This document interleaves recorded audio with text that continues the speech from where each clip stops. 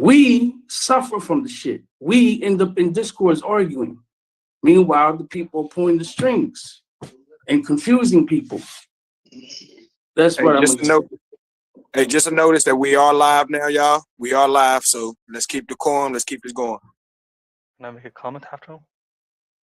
Go ahead. I don't think religion's ever been independent from politics. Hold on. Sonic, you want to say something? Yeah, can I make a comment? Yeah, you got to speak up. We can't really hear you on the stream. Go ahead.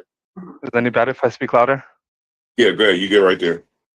I think we're confusing the people, like the population that live there, with the religion and the language that came in. It's like saying what happened to Egypt. People claim, oh, language and religion came in, so the population replacement happened. So the same thing is happening to the Palestinians there. The Palestinians are Levant people. These Christians, especially the Palestinian Christians, they're genetically there. The Muslims might have mixed more with others during Islam coming in, but for the most part, those are Levant people. When you say Ashkenazi Jews, they might have some genetic ties to the area, but it's less than the Palestinians.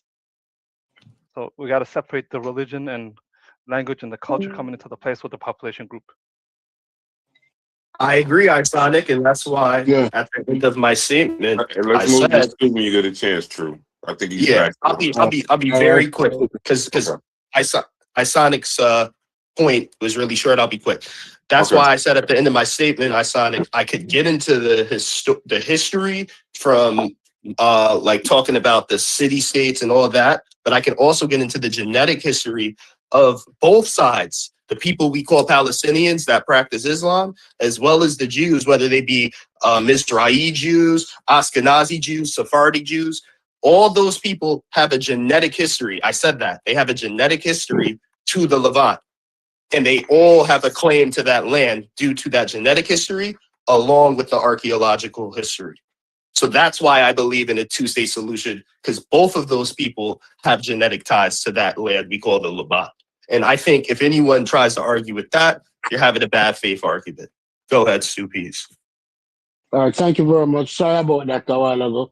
I was ready and I got cut off, but I think I read, the dude who came up, who explained who has genetic ties to the land. The land existed many years. The Romans were the one who changed the name of the land, or who named the land, because no land was actually named Israel. No land in there was actually named Israel. The Romans changed the area and called it Palestine in about 150 or 135 CE. Now, people is going to talk about the Ottomans. That region of the world was first conquered by the Romans. And then after the Romans were conquered by the Ottomans, or the Arabs, whatever you want to call them now, they conquered that area. It's almost, if you put a map down and show the lands that the Romans conquered in Africa, and show a map that the Ottomans have, the Ottomans, it overlaid perfectly, right? So the Romans were the first to call that piece of land Palestine. No, we read Bible stories. Somebody talking? We have read a lot of Bible stories, and Israel wouldn't matter if the Bible never exists. But because the tradition of the Bible tell you that these were God's chosen people and they had this land, right? When has religion ever proved to be ownership of a land? But I would prefer if we not have this conversation on YouTube, because this conversation can cause a lot of problems. But if we want to have it on YouTube, we can have it, but it's going to be not the normal conversations that we have. But on the two-state solution... Why does this conversation have more problems? Why you say that? Because I don't want your channel to come off as anti-Semitic. Because somebody like me will... keep it balanced. We got people that'll say something opposite of you. So speak your truth. Just try to keep it clean. Speak your truth, though. My thing will be clean. The two-state solution is stupidness. It's like saying to people in America, say, America is a Christian country. And because it is a Christian country, it is a Christian state. So if you're not a Christian here, we have to cut off a part of America, probably Give me a shitty part of America. The more shitty state. A desert state, Nevada. Probably we'll have to send all of you non-Christians down to Nevada where the land is hard. The country is a country. When it was Palestine, before the Zionists came there, they were accommodating Jews. Just like they were accommodating Jews in Babylon. Right, Jews were in Babylon up to 1948. They were accommodating Jews. All of a sudden now you hear that the Jews were persecuted in Palestine. That's not true. They were accommodating them. The Europeans never ever wanted the Jews in their land. But they want to be the British or the Germans or the Russians. They never wanted Jews in their land. So they make up the story to say, we're going to give you your own land. They never need their own land because they never had any land named Israel. No land ever named Israel. But they're going to tell you some story about some people called XYZ. They were always in Palestine. They were in Palestine from the time of the Romans. When the Romans changed the name, they were in Palestine when the Ottomans were there. They were always in Palestine. They never stopped being in Palestine. And they were always accommodated in Palestine. So this two-state solution is garbage. They just got greedy and wanted all the land for themselves. Yep. That's all that happened. But somebody else can speak. Okay, I just want to quickly respond. So, first and foremost, from a historical and archaeological standpoint, you saying that the Romans were the first to colonize that land is egregiously wrong. Before I did not say that. I didn't cut you off, brother. I wanted to cut you off so bad that I didn't. But that's not true.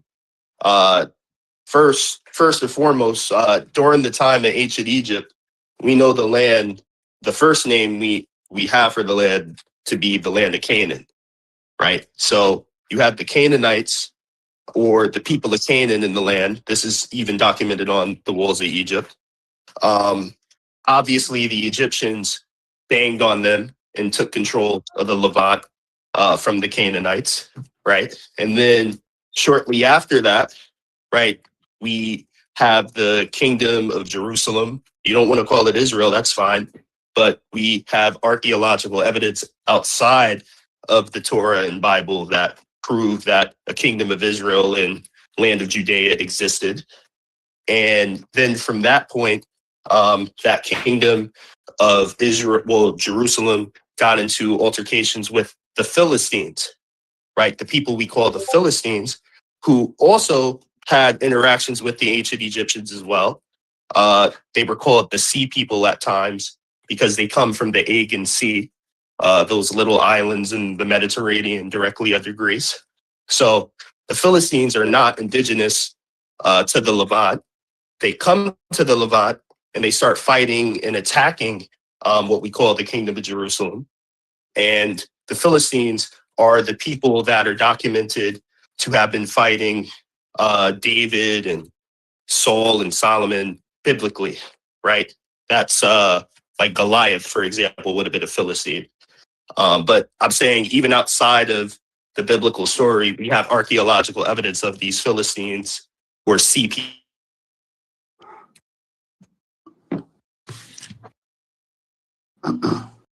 My bad. So, I got a phone call. Wait, hold on. I'm almost done. I got a phone call. So I'll speed it up. After the Philistines take control of the land and it becomes Philistine, right? Which is where the word Palestine ultimately comes from later, right? The Philistines end up getting the land controlled by, well, no, they changed the name to Phoenicia, right? Because Phoenicia is a Greek word. And again, these people are of Aegean Greek origins. They call it Phoenicia. And then later, after that, that's when the Romans you're talking about come in and they name the place not Palestine, but Palestinia. And from there, after the Romans have it, everything you said was correct after that. But you left out all of the history. Hold on, please. I've landed my plane. You left out They named all, it Syrio-Palestinian. you left out all of the history before the Romans. And one of the places, one of the empires, or one of the city-states that existed before the name Palestinia gets there, before the name Philistine gets there, is the Kingdom of Jerusalem. And the people we call the Philistines, which is where the word Palestine comes from, those people are from the Aegean Sea. They're not indigenous to the Levant. Now, the people we call Palestinians today, they are indigenous.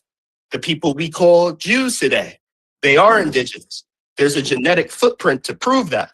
And I'm saying we could just end the conversation there. We could see the genetic history. So, all right, I'm done. Repeat that again. Repeat that again. Are you saying that the Palestinians who are there today are indigenous to the land? Yes. Okay, all right. That's and a I'm good question. also saying, along with that, hear my full statement. I'm saying the people we call Palestinian today, right? They have a Levantine genetic footprint. That's undeniable. And I'm saying, along with that, so do the Mizrahi Jews. They have it the most out of all the Jewish groups. So do the Sephardic Jews. And even the Ashkenazi Jews that have a large Eastern European input, they still have a Levantine input. So I'm saying all Jewish groups, I'm saying all Jewish groups, along with the people we call Palestinian, they all have a Levantine genetic footprint.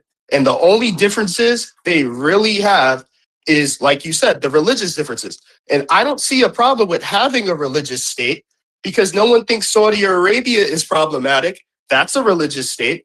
Nobody thinks that any of the other Islamic religious states that exist is problematic. So why is having a religious state, if the people want it, all of a sudden problematic? There's religious states around the world. But I land my plane. So 1865, the Ku Klux Klan comes into existence. So I ask the question again. If this country was majority all Klansmen, and this section over here was blacks or indigenous or whatever, you're being terrorized. You're being displaced. You're being bombed. So there should be a coexistence because Europeans who founded the Klan in Tennessee in 1865, their family came here in 1612, 1623. So and this group over here should be able to coexist with them because they've been here since anybody came, or 1609 or 1612. There should be a two-state solution. That's insane. That's called compromise. It's not the problem of white people. It's the problem with the Klan. It's the problem with the ideology. So taking that back to this two-state solution of Israel-Palestine, it's not the issue of Jews. It's the issue of the ideology of Zionism. Is a political ideology masqueraded with religion that people have their hands in their pockets and they have their hands in other people's pockets. It's an economical issue. And religion is used and an ethnic group is used, and no, it's all business. But what can anybody do? Nothing. It's the reality. We can have these discussions. We can have our agreements and disagreements, but nothing's going to happen. And it's going to continue. But just know and understand that two-state solution, that's absurd. That's absurd. Yeah, Cuban, your example Where do you is want them to go? I was going to say, Cuban. If they from Poland, go back to Poland.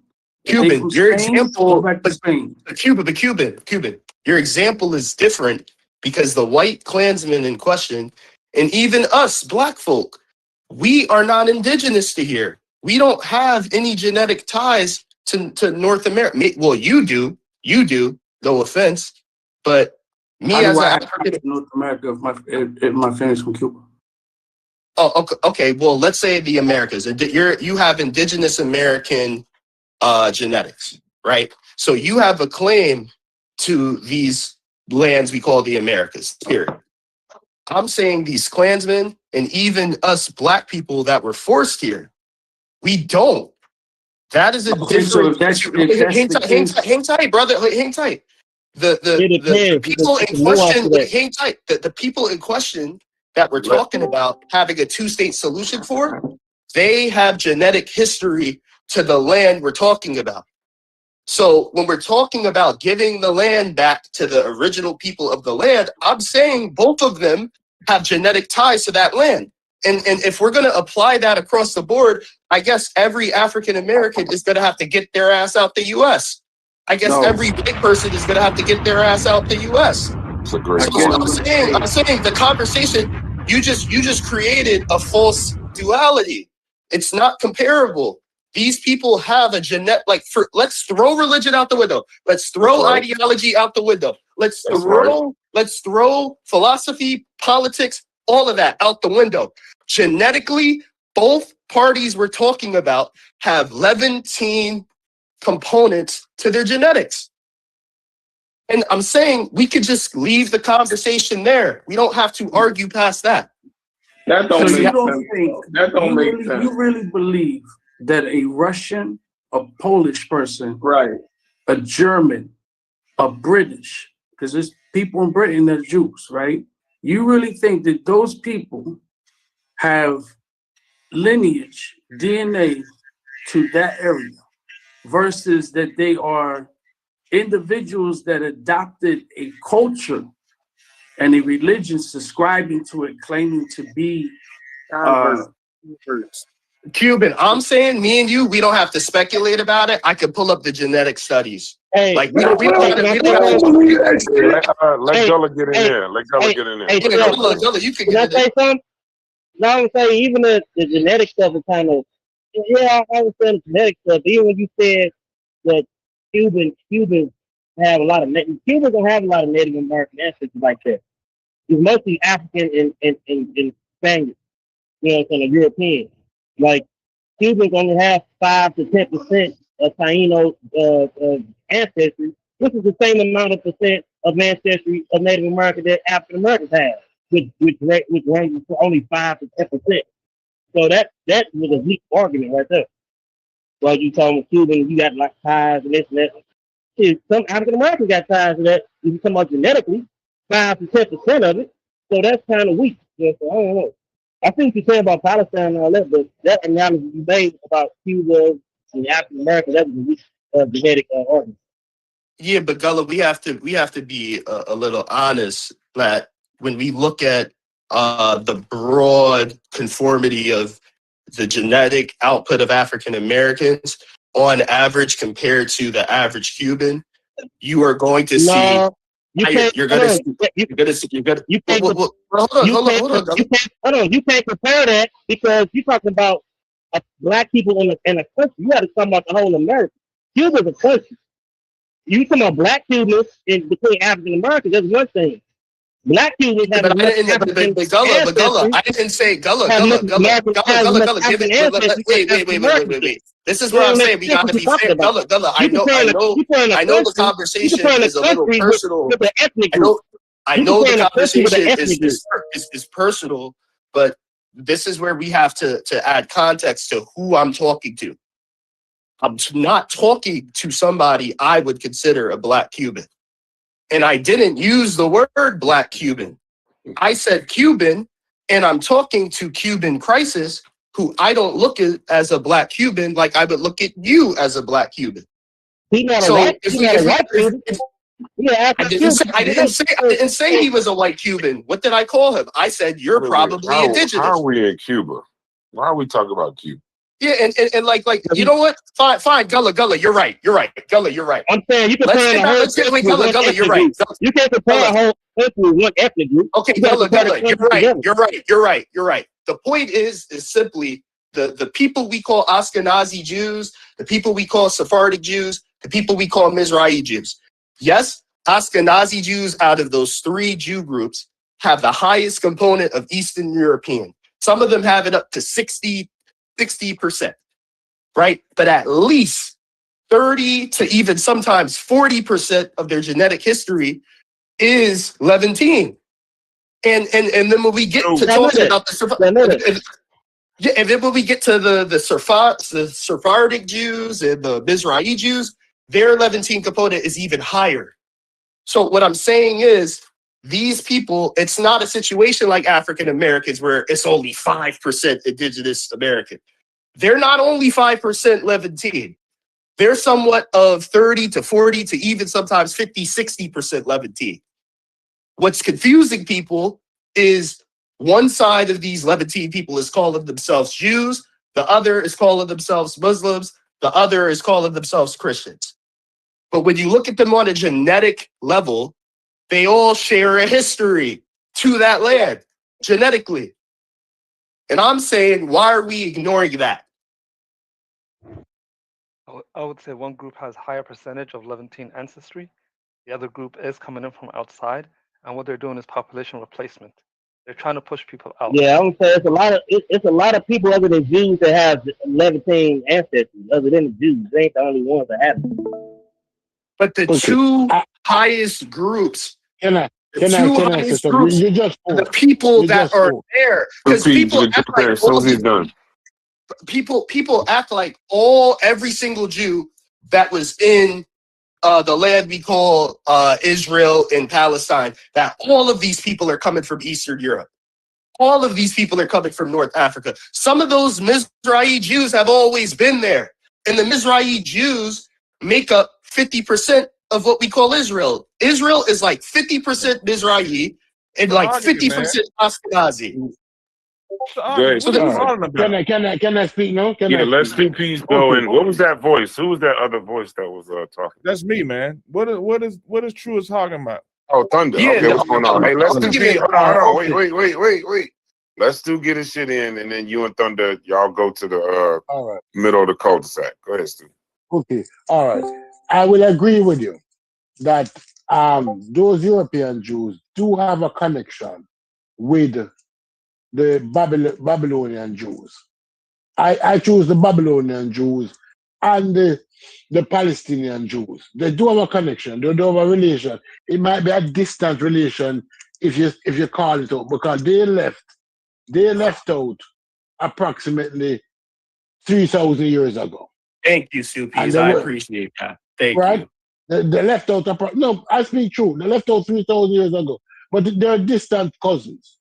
But they are cousins, right? Now, my problem with it is that when they went out and they were persecuted in the foreign land where they bloomed in, because they had no interest in Israel for nearly 2,500 years. They had interest in Normandy in France, where there was a very rich population controlling the government. They have interest in Germany. They have interest in Georgia, where they were flourishing financially. Am I lying? In many European countries, they made a huge error. They made a fatal error, thinking that when they go to these other places, that they were going to do better than their homeland.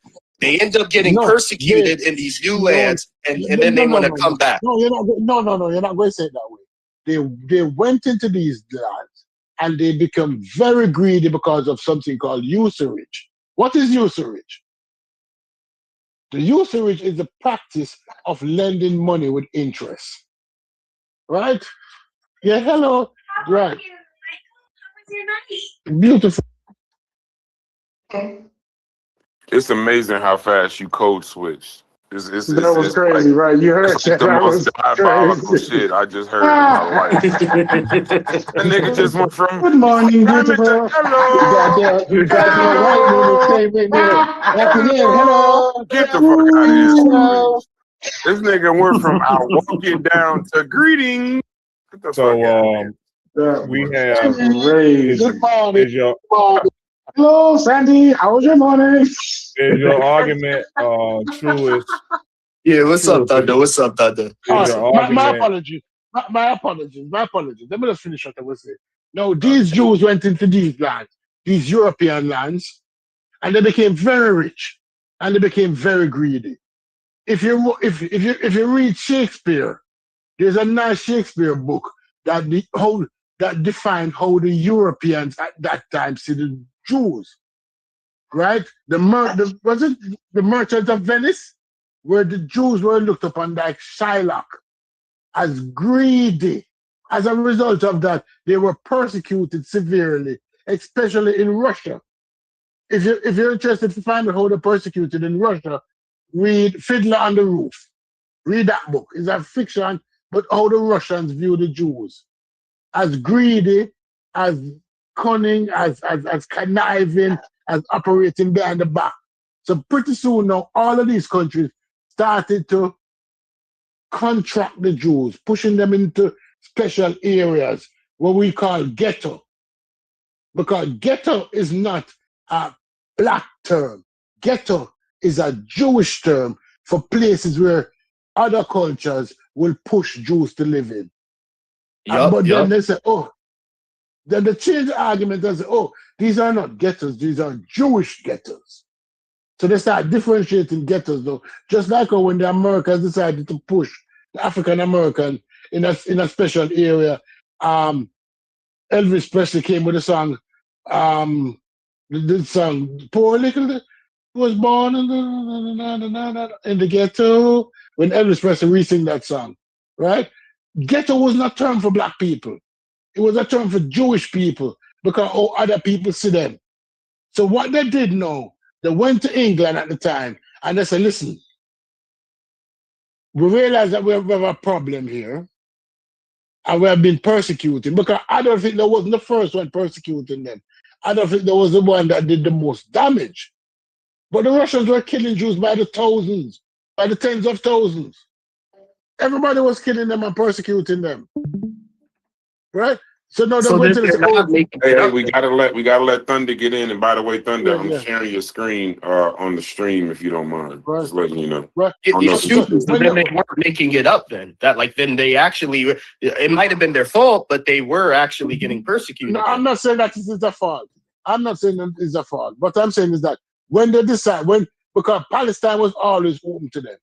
From long before the English, Palestine was always open to them. Many, even in World War II, went to Palestine without visa.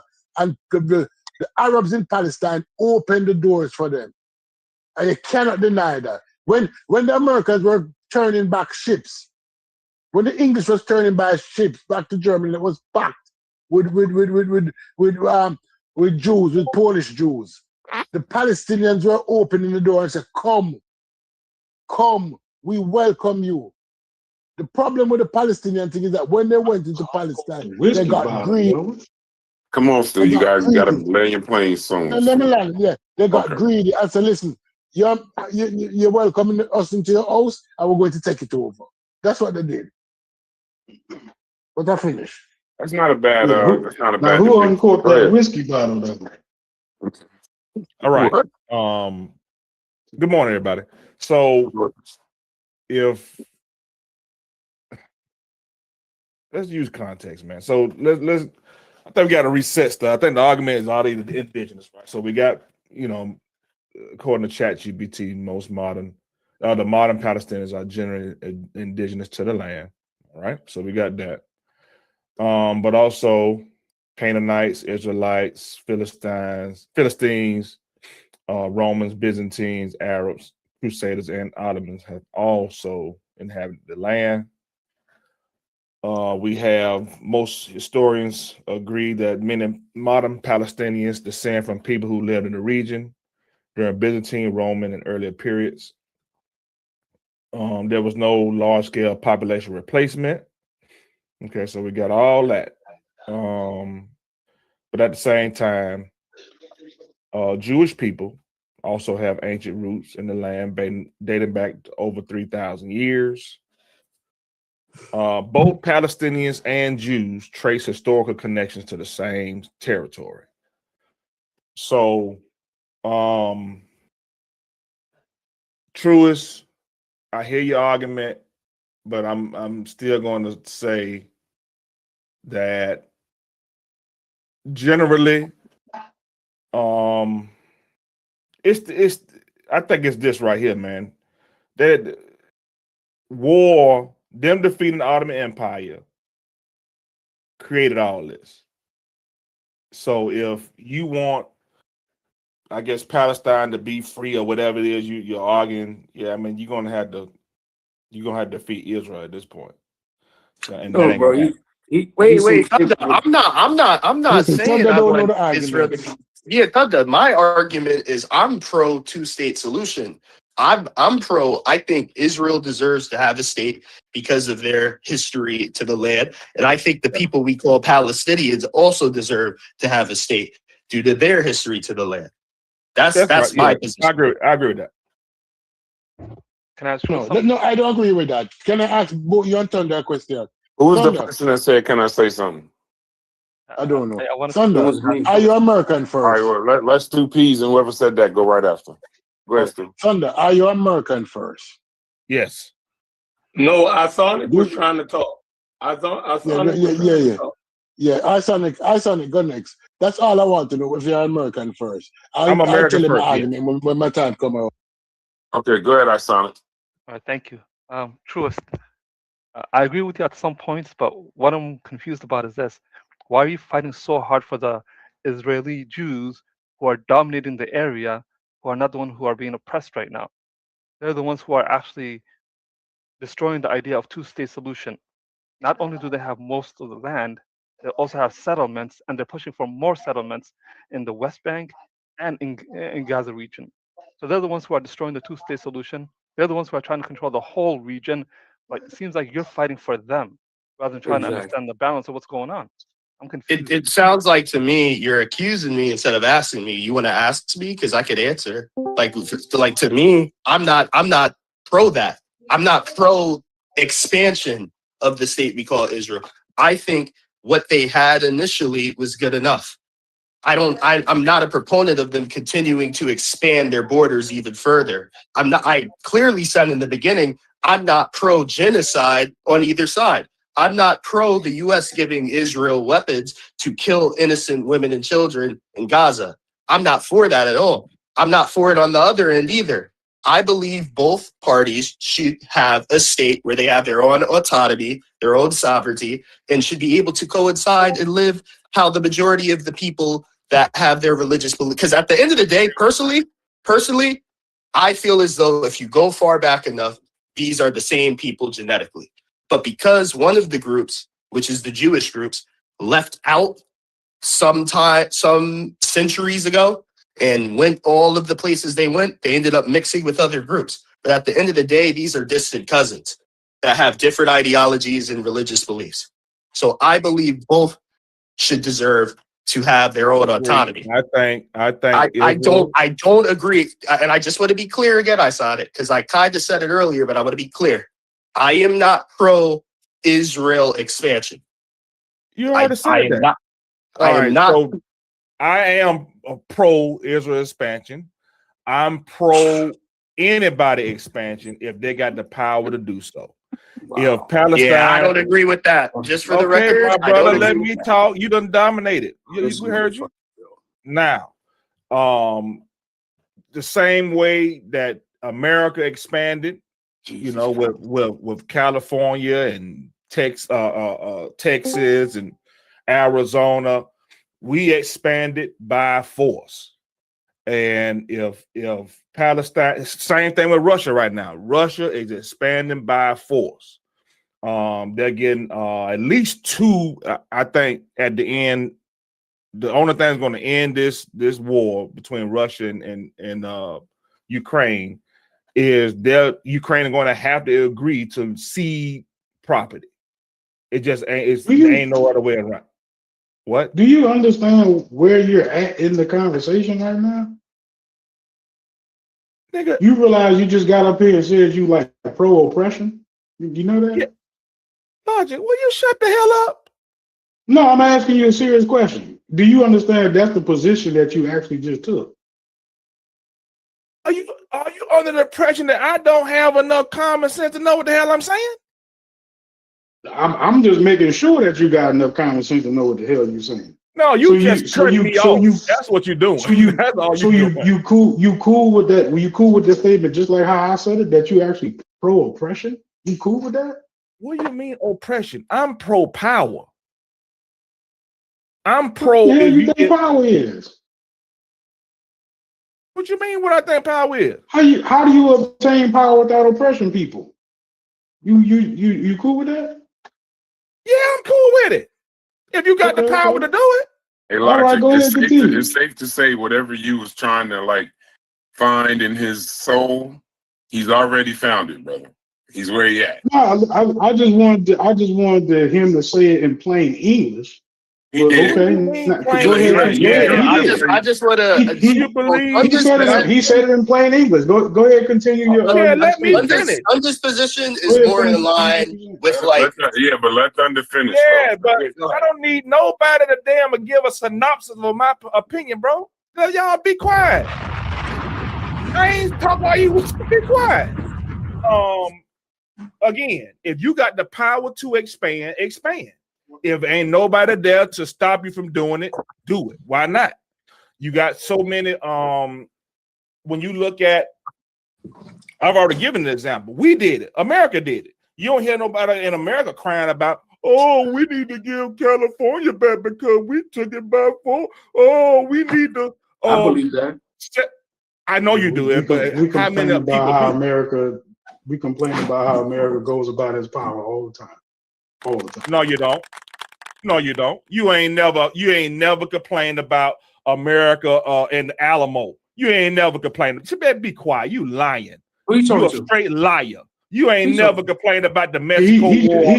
Not one time in your life. Try to trigger me, but he can't. You ain't never. You can't even tell me nothing. I guarantee you, if you wasn't talking, it wouldn't even be no damn contention. All you gotta do is be quiet. It really ain't no contention. I just wanted to make sure I heard you say it. No, you say I'm trying to trigger you. I couldn't trigger you if you would be quiet. You are trying to trigger me. You are trying to trigger me. I guarantee you I wouldn't be triggering. I can step in and ask for clarification. I absolutely can do that. That shouldn't be contentious to you. Okay, let me finish. I said, go ahead, continue. You won't continue. You continue to try to trigger me. Sunday, can I ask a question, please? Before you continue, let me, man, y'all talk. Y'all been talking for 4 hours. Let me talk. I ain't cutting nobody off. Take Canada? Should America invade Canada? And no, if Canada don't stop them, America's more powerful. Should America invade Canada? No, you saying should. I don't care. I don't really care about the Canada. Hey, Thunder. Another argument, man. Y'all let me finish. Now the point is, Thunder. Hold on. Let me say something inaccurate history a little bit. America didn't take Texas by force. Texas rebelled against Mexico, went independent, and joined the U.S. They took California by force, but Texas they didn't take it by force. Texas just joined it because Texas voted against Mexico.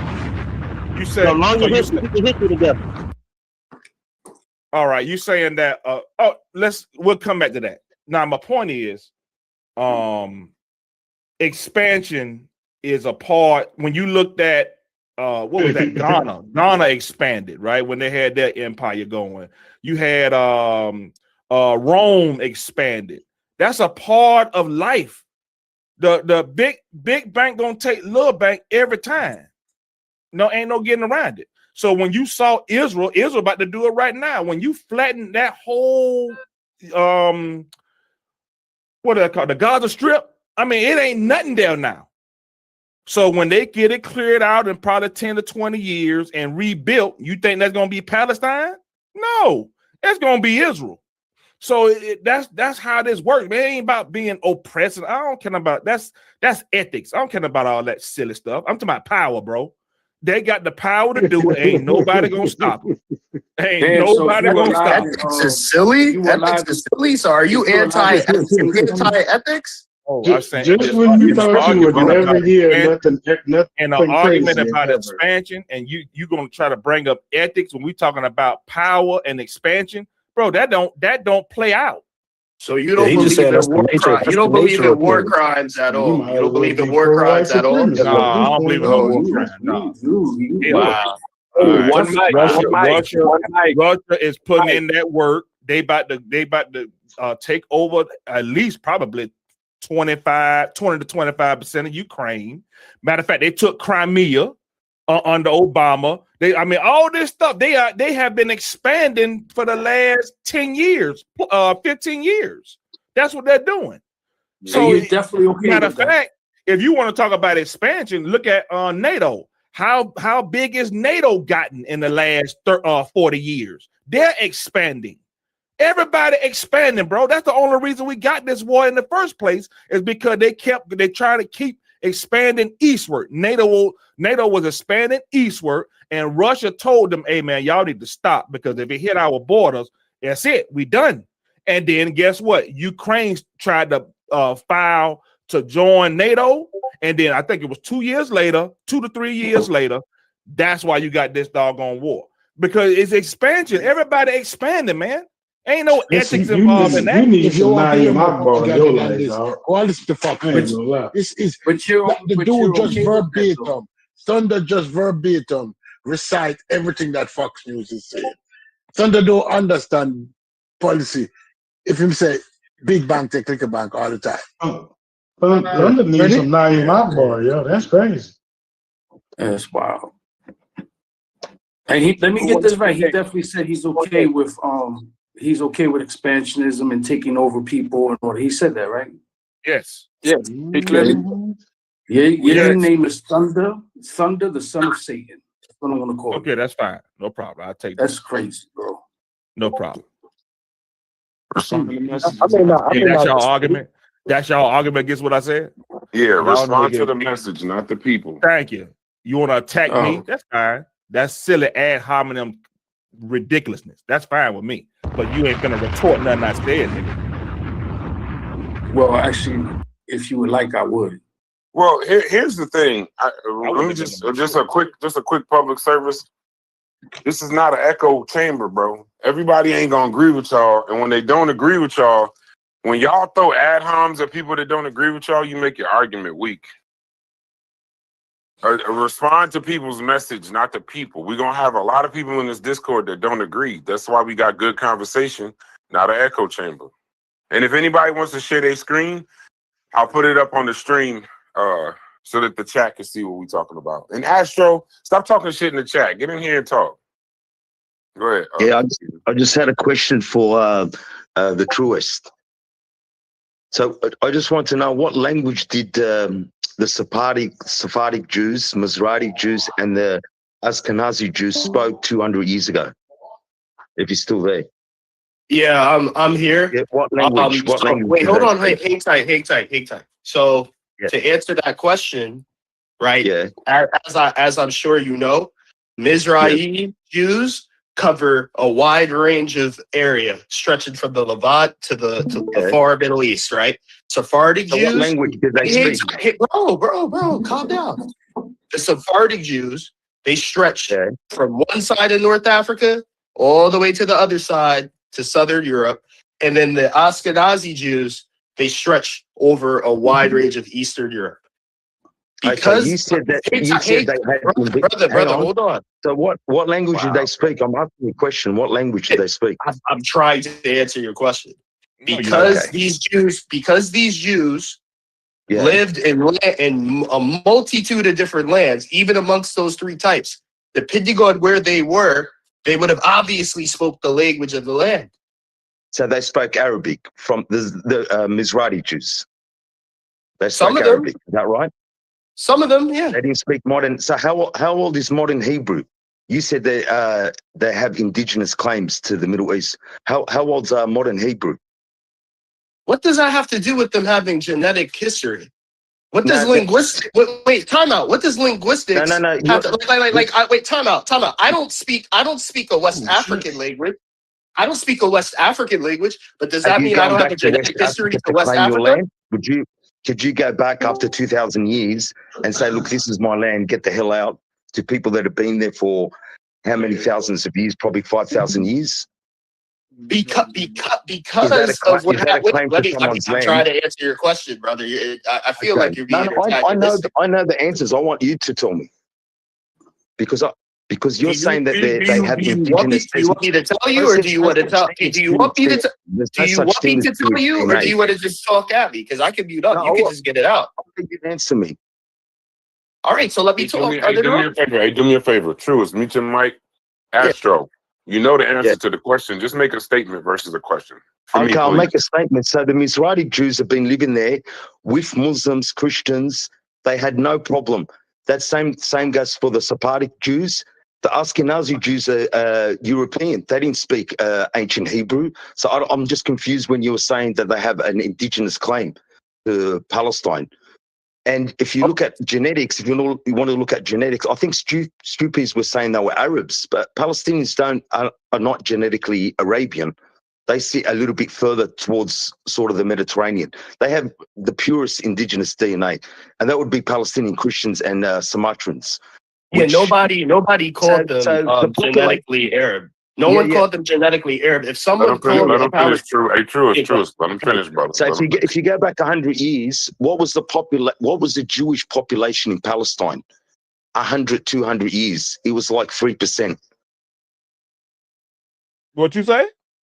What was the population of Jewish people in Palestine, in that region, say 200 years ago? What was the population? Brother, so you said a lot. Truest, that wasn't a question. Truest, that wasn't a question. Let them finish. Let them finish, and then you or Thunder or somebody else come in. But y'all can't. Apparently, this can't be a back and forth conversation. No. It's simple. I'm Lebanese, so I know. So 3% of the population was Jewish in Palestine. There's still Jews in Syria. There's still Jews in Iran. There's still Jews in Iraq. They cluster with that group of people. So they didn't have to leave there and come to Israel and kick out the indigenous people out of that land. So there was only 3%, say 200 years ago. Like that was the answer I was trying to give.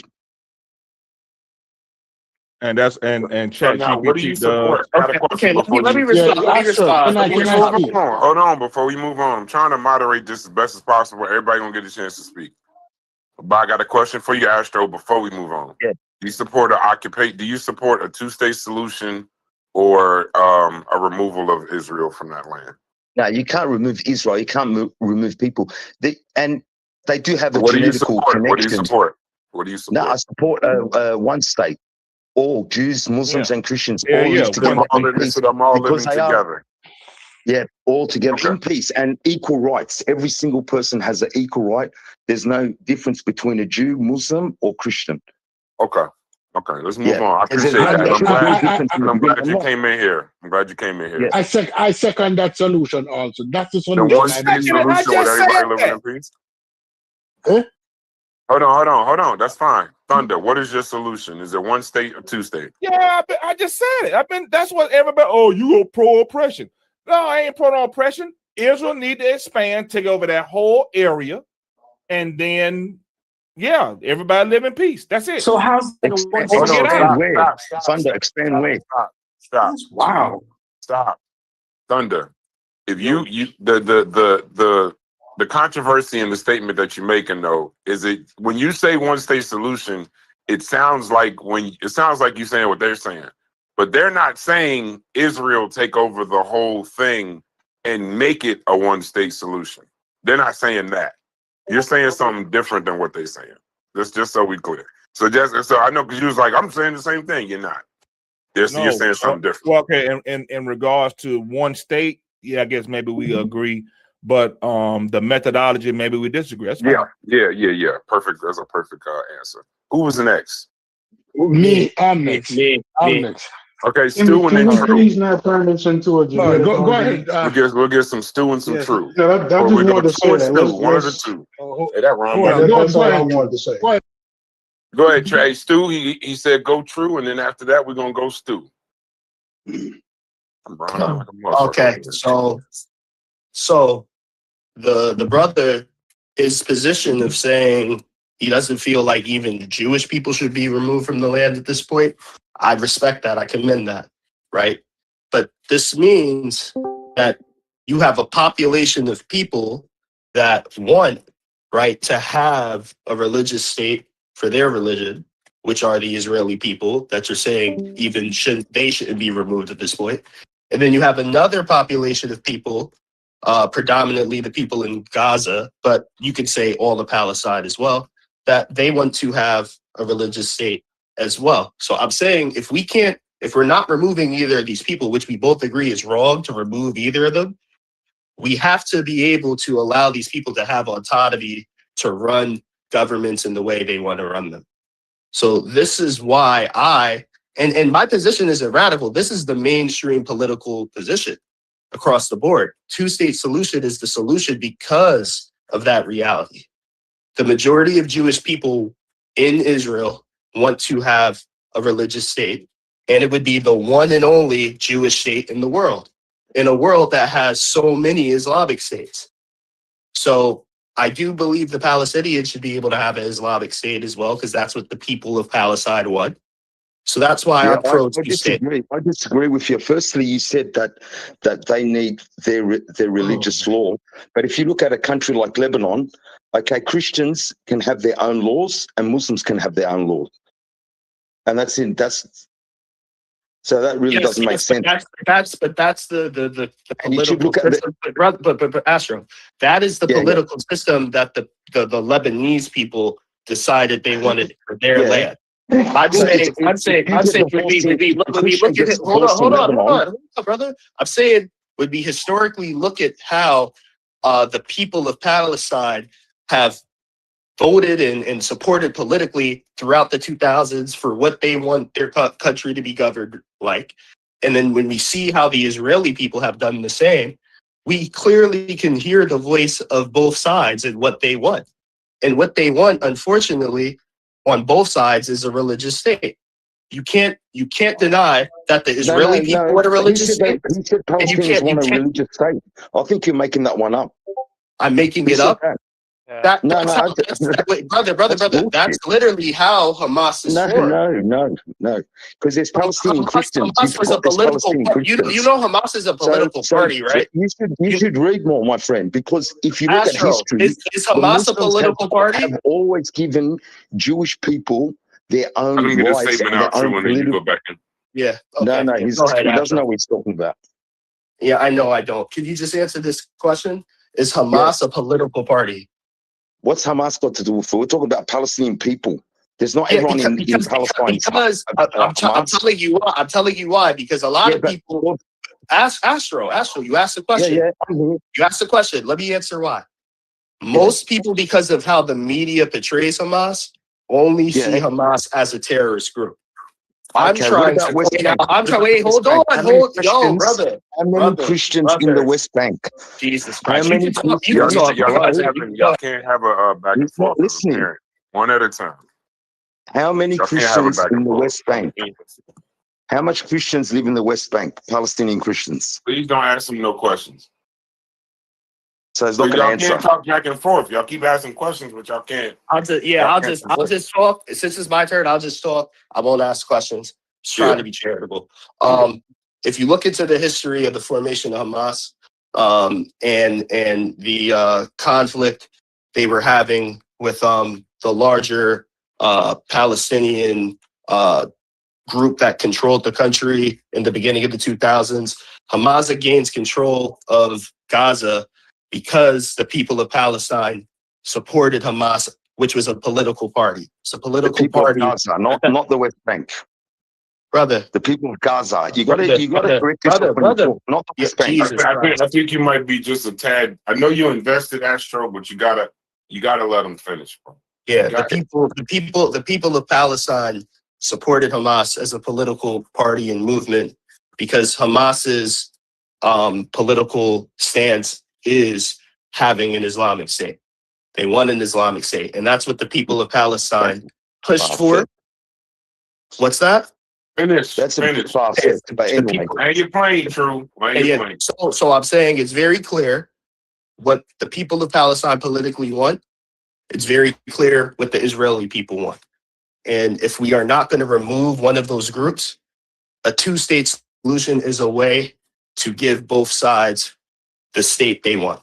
And this is why political people across the board on the left side of the fence and the right side of the fence that are in the middle push for that two-state solution, because when you look at the situation, that seems to be the best solution.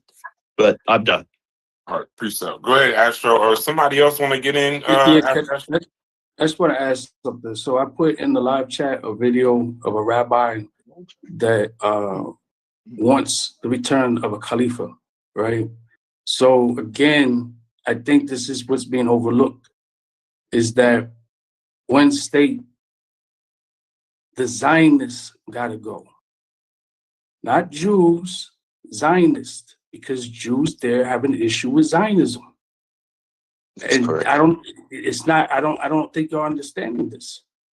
So if it was a one state, the Jew, the Christian, and the Muslim could coexist. It's been done before. And it was done before under the Khalifa in that area. And any Jew will tell you that that was the best time for Jews. Because under that type of leadership, it's not insanity. You see what I'm saying? Like in that culture, there has to be a fluidity of religion and politics. It coexists. There is no separation. So anybody that lived in a place like that, under the practice of the religion really being practiced how it should be practiced, the religion teaches that the Jew and the Christian is protected. The only thing that's paid is the jizya, the tax. That's it. Whatever enemy you have, the Muslim protects you. You can be a Jew, you can be a Christian. This is recorded in the religion. That talks about the Muslims would hear the bell of the Christian, and he would hear the horn of the Jew. It coexisted in the time of Prophet Muhammad. It coexisted after of the 3 generations. But leading up to that is the problem in the Islamic world, is that people who came after as a Khalifa, they were deviating a lot of times, and they were practicing Khawarij, extremism. Jizya isn't capitalism? You don't see jizya as capitalism, telling the people, hey, if you pay this, right, we don't have to go to war. We don't have to have a conflict. And you know that jizya only applies to Christians and Jews. Like jizya doesn't apply to polytheist pagans or atheists. With polytheist pagans and atheists, jizya, the only option is war or surrender. There is no jizya for the pagan or polytheist. So that's what I'm saying. You don't look brilliant, bro. I know Islam for real. My dad is. He's correct on who wouldn't be under that. Okay, but how many in that area are atheists? And if they are atheists, they live here or they live in Europe. Because of those Islam is supposed to be for all time. You see that practice magic, who would be the polytheist, is maybe somebody who deals with divination of their sorts in their culture. Yeah, but Muslims call Trinitarians, which is the majority of Christians, are called polytheists. They say all day you think Jesus is God. It is, but then you're getting into a thing called fiqh.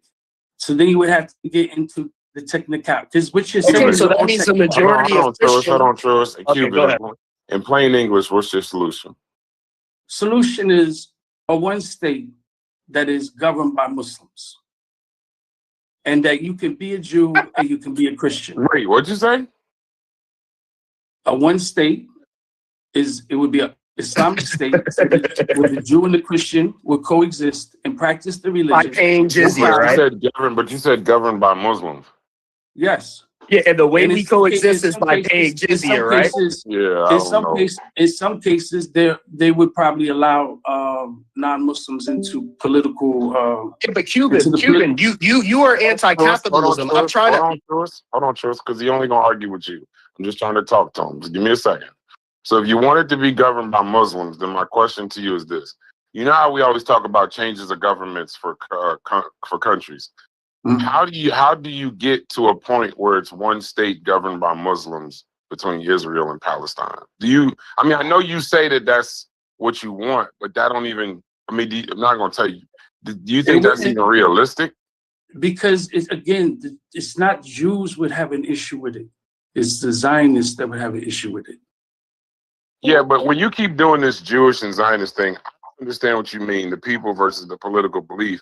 But here's the thing about when you say remove the Zionists. When you say remove the Zionists, that actually comes across, right? You're a As racist. removing, yeah. And it comes off as removing people who think Israel should exist. He's a clear So, racist. Because that sounds kind of like, I'm not talking about you as the man, but you keep saying it so plainly, but it's a really kind of racist statement.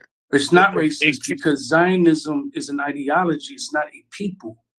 Yeah, So but when you start talking about that removing them, hold on, Cuban. So we having a good conversation, but when you say remove them from the Jews, that's a racist statement, bro. It's not racist. Okay, because explain your point. It's not racist. It's like saying if it was the pumpkin party, right? And you're like, nah, man, we down with the apricots. But people in the pumpkin party may look like you. But it's not an issue what you look like. It's the issue is what you think. And in order in Zionism to operate, there's never extremism out the equation. Because their view is that they are the chosen people and that's their shit. And we're going to take it from you. What they're doing now, that's Zionism. But a lot of Jews see Zionism. Cuban, as a communist, you don't see how what you just said in regard. Okay, well, as some of that is anti-capitalism, let me be clear. You don't see how the concept of jizya is capitalistic and how it's antagonistic in 2026. Like you're saying an Islamic state in 2026, not in Muhammad's time, but in 2026, we should have an Islamic state that is telling Jews and Christians that if you want to live in the state, you got to pay a jizya. And all the while, people like me that are atheists telling me that I don't have a place there at all. That war is the only option for people like me. And most Trinitarians, like I said, that religion don't teach that. That's not true what you just said. Brother, I can show you how in Islam. Show it. I'll put it on the screen. Yeah, like it says. Just to be clear, what are you saying? What are you saying? The rule for jizya is when it comes to the polytheist, pagan, and atheist. What are you saying before I go grab that for you? Under Islamic State, they will be killed. Exactly. So do I deserve to be killed? But that's not war. You know what? I'm done, man. I'm gone. I'm out. Yeah, I'm not fucking with this call. Are you fucking serious? I'm good, bro. You know, this is ridiculous. You know what's crazy about this particular group of people in this community? Y'all will have the most divisive, racist conversations. Egypt. But when you talk about something that's actually happening today, when the water get hot, everybody runs. Thunder came in this motherfucker and said his message was literally expand and force them to live under Jewish rule. And it heard what Cuban said and said, I can't deal with that. I'm out. I don't understand that shit, bro. This is what I'm saying. That shit is crazy as hell. If we was talking about Egypt, you niggas would be in here talking about each other's mothers, threatening each other's lives. But you know why it's different, Brass? It's different because Egypt ain't real. Egypt he came in here and said he support genocide. Egypt is 5,000 years ago. Hey, Truist, there was a bar. Hold on, Truist. I can't get past the bar. Hold that thought. Chef, can you just say that bar and please somebody drop a bomb on what he just said? What did you say, Chef? The Egypt conversation ain't real, but the Palestinian and Israel, you talking about real life people and human beings. Like, you talking about killing motherfuckers with that? They don't. What? I didn't say I would do that. No, but the Egypt is 5,000 years ago. We're talking in 2026. We're talking in 2026. Chief X? Ain't Egg Beats Chief X? Somebody dropped the link for Egg Beats, but Chief X, if that's you, just come into Just come into we in the Discord. Just hit the link. But go ahead. But no, I just wanted to. That's a good point, Chef. Yeah, we're in 2026. We're not in 3000 BC, and we're hearing the extreme radicalism on both sides. We hear it from Thunder on the Israeli side, and we hear it now. I'm hearing this from the last person I would have thought I would have heard of, Cuban. Yeah, that set me back. You lost me there. I thought I knew you, Cuban. You lost me. No. Wait a second. He brought that context because that's what an Islamic state would entail. But that's what you're describing. Cuban. Well, a lot of times when you talk literally about religion and history and stuff in Islam, me and you always clash. I respect your intelligence on the subject, but we always clash in the real world application in 2026 of the things that you describe. And if you think that the real world application of running this as a Muslim state somehow is just going to be peachy keen and everybody's just going to pay shit, bro, it'll be worse than what the hell is going on right now. No. The question was, what do you think? No, I'm not talking about a question. I'm basing it off what you said. Saying that's what made me respond to saying what I said, right? Okay. It's in other words, I don't believe in no religious state in 2026. I think any religious state is insane in 2026. Fuck that. All of them are wiped off the motherfucking planet. Yeah, you know what, Chef? I don't necessarily disagree with that. I agree. But the issue I run into in this conversation is people only bring up religious states being a problem when we're talking about it being a Jewish state, when there is multiple Islamic states around the world from Asia to Africa, right? So if we're going to remove and say no, religious states are dumb, we gotta be fair. Afghanistan should be nuked, but there is no. They should drop a nuke on Afghanistan. That motherfucker's so backward. Fuck that. There are no Islamic states. You have Muslims. Wait. Did you just say Egypt? I have a problem with this conversation because Egypt ain't real. And these are actual people dying. And then in the next 5 minutes say drop a nuke on Afghanistan. What the fuck is wrong with y'all? That's the only way we're coming from Chef. Yeah, bro. I feel like I could accept it coming from Chef. I ain't gonna lie, but when Thunder said he was pro genocide, that kind of hit me a little different. I ain't gonna lie. That was crazy. Why? Why does that rub you the wrong way? In Afghanistan? Like anybody, you can only shoot them motherfuckers. Yeah, that's the only solution. They don't listen. But there's no Islamic state in the world. It doesn't exist. Come on, you have Muslim countries. Wait.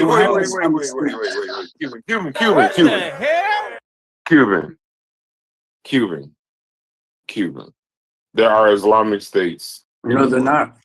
They're Muslim. They're Muslim because, okay, remember what y'all said about the atheists and the polytheists, right? You have those in other countries that are considered Islamic countries, and that's not being done. They're very wishy-washy. They pick and choose. Saudi Arabia is the closest, and Saudi Arabia is by far still far away from a real Islamic state. What about Senegal? Practices that Cuban. You know this. Muslim is not a religion. Muslim is the believer and follower of Islam. That's why. That's why I'm saying it the way I'm saying it. Because it's still incorrect. Because even if they're not, why they are the practitioner, they are not upon the criteria. Islam, Quran, and Sunnah. The criteria for what? The criteria for what? For the religion is the Quran and the Sunnah. So no, if it was what is an Islam? Stop. What is an Islamic state? It has to be based on the Quran and the Sunnah, and it doesn't. No, it doesn't. Yes, it has. No, it does not. No, it doesn't. See, that's your version of it. That's no, Cuban. It's not my version. Cuban, no, girl. Look up Islamic State. It's only gonna say Islam is the official religion of the state, and the laws are based partly or fully on Islamic law. Sharia. Okay. That's it. Where does the Those law are only come from? two. Now hold on. And if you say that, I know you can now stretch it to whatever you want to define it as. But if we're gonna go to conversation going forward, then Iran, Pakistan, Afghanistan, Mauritania, all four are Islamic states. When you have a country hold on. like Iran and Saudi Arabia, no, I don't even gotta go to a whole bunch. I'm just saying the definition of an Islamic state is Islam is the official religion, and they follow partly or fully Sharia law. Now hold on, stay right there. Now, if you want to say, well, this comes from the Quran and they don't do it specifically from the Quran, that's your definition of an Islamic state. But the world has a consensus definition for what it is. Just you saying it ain't, don't make it so. It just say it's an Islamic state that doesn't operate in a way that you agree. But don't just say it ain't no Cuban, hold on, Brass. Hold on, Cuban. Do you really y'all make y'all opinions the facts? Cuban, do you and here's the thing, do you really in 2026 with a real Islamic state that's following the Sunnah? Because even in the ones you're calling halfway an Islamic state, in a state like Saudi or Iran, you can marry 9-year-olds today in 2026 because of this dumbass Sharia law. Rubbish. So it's not rubbish. That's bullshit, Yes, mate. it is. It's not rubbish. It's not rubbish. Bullshit. You want me to get the facts? Get it. I don't know, Go but get it. it would be nice. Pedophiles in America. Why don't you It talk would about be nice at the some Epstein point if I could files? respond. Just go get it, bro. Just go get it. Just go get It would Yeah, be yeah, nice I get at it. some point if I could respond. That would be You should be more delightful. worried about the Epstein files. Go ahead. Yeah. Oh, hey, we about to get banned all the way. Yeah. Go So- ahead, Cuban. Okay. Finish your shit. So when I say what I say, it's not because I'm saying it for myself. I'm saying what I'm saying based on Islamic scholars. Because in the definition which you just read, that is what an Islamic state is. But there's a problem in that. Partial law or full law. So the law that they're talking about is Quran and the application of the Quran, which would be the Sunnah. So in that, let me finish. Nobody's So talking. in that, due to that definition, there's a problem. Because the religion teaches that I leave you these two things. And if you follow these two things, you will never go astray. The Quran and the Sunnah. So they're not an Islamic state. They're Muslims masquerading as an Islamic state, but it's not a real Islamic state. They, in Saudi Arabia, not that long ago, they said women can't drive. Really? Women can't drive. But you then read the hadiths of the Sahabiyats that rode horses, partook in horse races, partook in archery competition on and off horses. So if the Sahabiyats, the companions of the Prophet, the females, could do that, then they can't do this today, riding the car, which would be the replacement of a horse. So they implement what's called bid'ah, and it's innovation, but it's from their culture, and they mix their culture with the religion. So when you see these weirdos in Afghanistan and Pakistan, they're playing with little boys and shit like that. That's of their culture, but that's not of the religion. There's a difference. Yeah, that's true. That's why nuance is important. But do I think that if this existed? It's not, because it's evident. It's evident you got problems in Muslim countries. It's evident that the one that's considered the most Islamic country, which is the most holiest of the holies, Mecca, Saudi Arabia, they have problems. They're not defending the Palestinians. They're an Islamic state, then it's their duty as a Muslim to protect the blood of another Muslim. And then not to compromise with Jews and Christians on that matter, or anybody, because the religion comes first. Not what a politician, not what a corporation wants or has to say. They're compromising, not following the religion. It's just not. Like this isn't. You gotta follow the Sunnah, follow Muhammad, right? To practice the religion. Follow the prophet that married a girl at 6 and consummated it at 9, right? And that's why if you look at what I just put in the chat, you can see right there it's permissible to marry a 9-year-old in Iran. And the reason being is because their prophet married a 6-year-old named Aisha and then consummated it, which at 9, when she turned 9. So here's the interesting So part. if you think brother, no, that is, I'm gonna address that exact point. I'm gonna before you start moving on, address that point right now. I'm going to address it right now. Okay. First of all, at that time in the world, it was common all over the place. No, it wasn't. Not for a 55-year-old man. How old was Muhammad? 55, correct? And I finish. Yeah, go ahead. Okay. It was common practice in the world for grown men to get with young girls. Is that my cup of tea? No.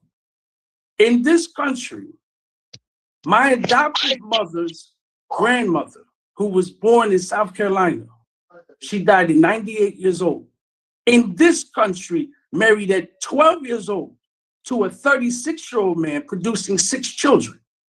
It was a common practice and cultures to do things. Again, that doesn't mean it has to be your cup of tea. Now, when you throw in countries that are Did you just say in the United States it's common for a 36-year-old to marry a 12-year-old? I just want to make sure that's what you just said. In this country, What point in time was that? Getting married. What time and point was that? If she died in 87, 88, and she was 98 years old, subtract that to when she was 12. Cuban, I need you to understand. Even what you just described. Wait, I don't want to get away from the point. I don't want to get away from that point. So he's saying in 1907. So in 1907, it was okay for, I just want to be clear on what you're saying. Is in 1907, it was okay for a 36-year-old to marry a 12-year-old in the United States of America? I'm just asking. Because that's what you just said. So I just want to be clear on is that you? Do you want to change that or do you want to stay right there? Yeah, he muted up. So I mean, I think he understands why that's not okay. Yeah, y'all be saying these points. Grandfather was a pedophile. I don't think it was ever right in human history for a 55-year-old man, because that's the bigger part he's leaving out of it. No. I never said that it was right. But here's the thing. To be following the sunnah. Wait, hold on, Cuban. Because you're talking to someone that knows the religion. You have to think it's okay if you're following the sunnah. You have to think, because the prophet is the perfect example. How he lived his life was not something that was only supposed to be done for his time. He's supposed to be the example. He's the example. Okay. He is the example of all time. Wait, Cuban, please, because you're talking to someone that knows the religion. Bro, listen, he is the example of all time. You got so you trying to talk about it being common in his time? That's not even true, because you don't have 55-year-old men marrying 6-year-olds even during his time in 600 AD. You don't have that even then. He died. There's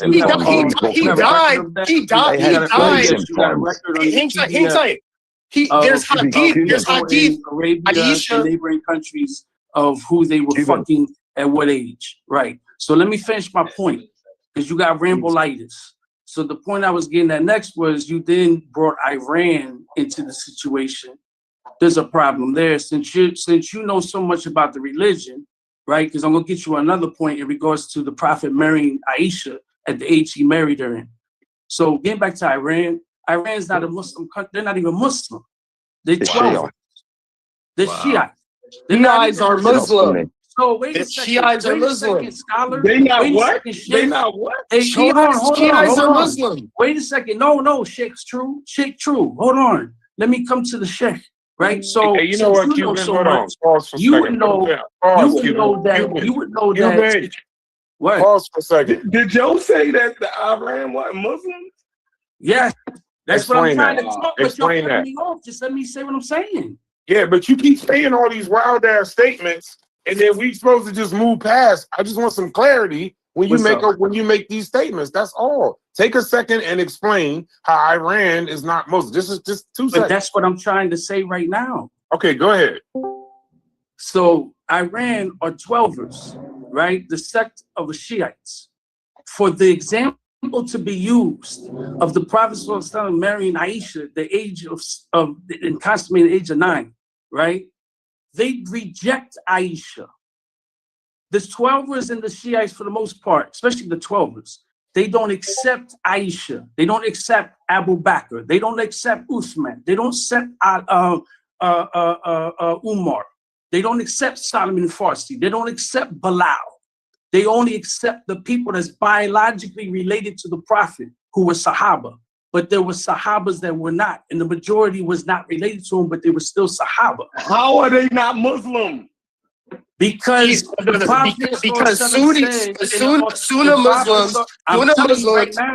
because Shiites don't accept the Hadith, because they, I'm going to cut to the chase. No, because they don't. Let me finish my Man, you need to let him talk, bro. Let me finish my point. Let him talk, man.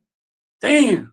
The Prophet ﷺ said in authentic hadith, he said, anyone who speaks bad about me or my Sahaba will be of the Jahannam. They will be of the hellfire. He said in authentic hadith, he said, to follow the Quran and my Sunnah, to follow the Quran and my Ahl Bayt, the family of the Prophet. Let me get He said in another narration about the same messing this whole show up, bro. How am I messing the whole show up? You asked me a question about how they not Muslim, and I'm trying to explain to you because y'all don't know about it. But you're not even trying. But you're not y'all know trying to about speak in a language. but you you're don't know not about trying a to. religion But Cuban. that's like 1,500 years old. But you can tell me about Tutankhamun, how many chicks he fucked in 1 year on the great night of. When y'all explain stuff, bro, just it's sometimes y'all go so all around the board to explain something very simple. And then when we don't want to hear you are in the middle of talking, you go into other languages and this, that, and the other. And all we asking for is a 30-second answer as to why Iran is not Muslim. If you can't do that, I know his perspective. Hold on, stop. Hold on. If you can't, I'm trying to let Cuban do it because he did the one that said. Let him give his explanation first, and then everybody else can chime in.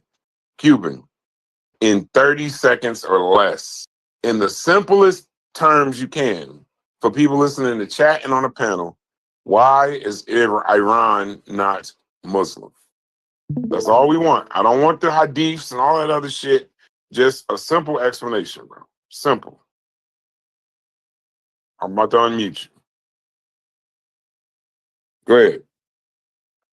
Because their beliefs go against the 5 pillars and the 6 articles, the 5 pillars of Islam and the 6 articles of faith. Their beliefs go against the Quran and the Sunnah. That's why. And these are things that are considered major to minor. So major would be shirk, what they call binding partners to Allah. They say that Imam al-Mahdi, who they say was the 12th Imam, is greater than Allah. They denounce Sahabas. There's practices that they have implemented into religion, such as celebrating birthdays. That's not of the religion. And it's definitely not of the religion to harm yourself, whipping yourself and cutting yourself. You sharing your screen? Keep talking to Cuban. I'm just talking out. Those are some examples. But now here's where we run into it, and then I'm gonna go to Thunder before I go to you, True, because Thunder just you can share the screen. Here's where me and you, and I think a lot of times you say you're misunderstood. We all understand your personal opinion, right? We all understand how you are more strict to the religion than others, or you're more strict to certain rules. Even when we talk about hip hop, you're very strict when it comes to certain rules. But here's the challenge you're putting us, the bind that you put us in, Nate, is the world understands these places as Islamic states. Now, you cannot agree that they're Islamic states, but if we're talking about real time, real people, real countries in the present, we have to go forward with also the understanding of what the world is in order to look for a solution, if that makes sense. See, when we spend all this time in Kemet and Nubia and all of that, we can hypothesize on what it was, what it is, or this, that, and the other. But when we talk about 2026 and politics and war and global politics, there's an understanding that those are Islamic states, bro. So if you don't agree that they are, say that. But to then say they're not an Islamic state and then move as though they aren't with your solution, the rest of your solution don't make sense, because now we'd have to also agree that they're not Islamic states and they are. So let Thunder go in, but I understand where you're going, just so you clear. Go ahead, Thunder. Oh, I don't have anything to add. I'm just. Can you read at least the first bullet point? Is Iran a Muslim just to country? just to add on that they're Shia Your name Muslim, ain't Thunder, not Sunni Astro. Muslim. Is Iran? Yeah, so, as soon as he's done, bro, you only reading bullet points from the sentence, Astro. He's only reading bullet points from the sentence, Astro. Let Thunder hang on. Can I explain? Iran is a Shiite country. Saudi Arabia is Sunni, so they would be in conflict in religious beliefs. So, definitely, we agree on that. Trying to explain it in that way. Yeah, we agree on that. Yeah. So is Iran a Muslim country? Yes, Iran. You could say it's a Muslim country, majority Muslim. There is Christians, there's Baha'is, there is Jewish people. What the hell are you doing, man? He thought you asked him a question, Thunder, the way you said it. Oh, yeah, sorry. You said is Iran a Muslim country? I He's answering the apologize. question. Yeah, I apologize. I'm reading the screen. And he literally, and the funny thing is, he answered exactly what was next. Iran is a predominantly Muslim country. Hey, I apologize to you. Yeah, that's exactly what he just said. Yeah, I apologize. Everybody ain't looking at the screen. That's what it is. His name is Astro. Astro, my bad. I'm sorry. Yes, Iran is a predominantly Muslim country. Islam is the official state. Damn. Islam is the official state religion of Iran, and the vast majority of its people are Muslims, with most adhering to the Shia branch of Islam, especially the 12er Imamiyah school. Around 90 to 95% of the population are Shia Muslims, and 5 to 10% are Sunni Muslims. Only small minorities follow other religions like Christianity, Judaism, Zoroastrianism. The Iranian constitution even designates 12er Shia Islam as the state religion. Okay. Good, bro. So to add, I would like something, Thunder. Yeah, I want to add one more thing. So Cuban, I think maybe one day we do a show on the state of Cuba. I don't know how the hell you got involved with Islam and all this other stuff, but I would love for us to talk about Cuba and its state for the last damn near 60, 70 years.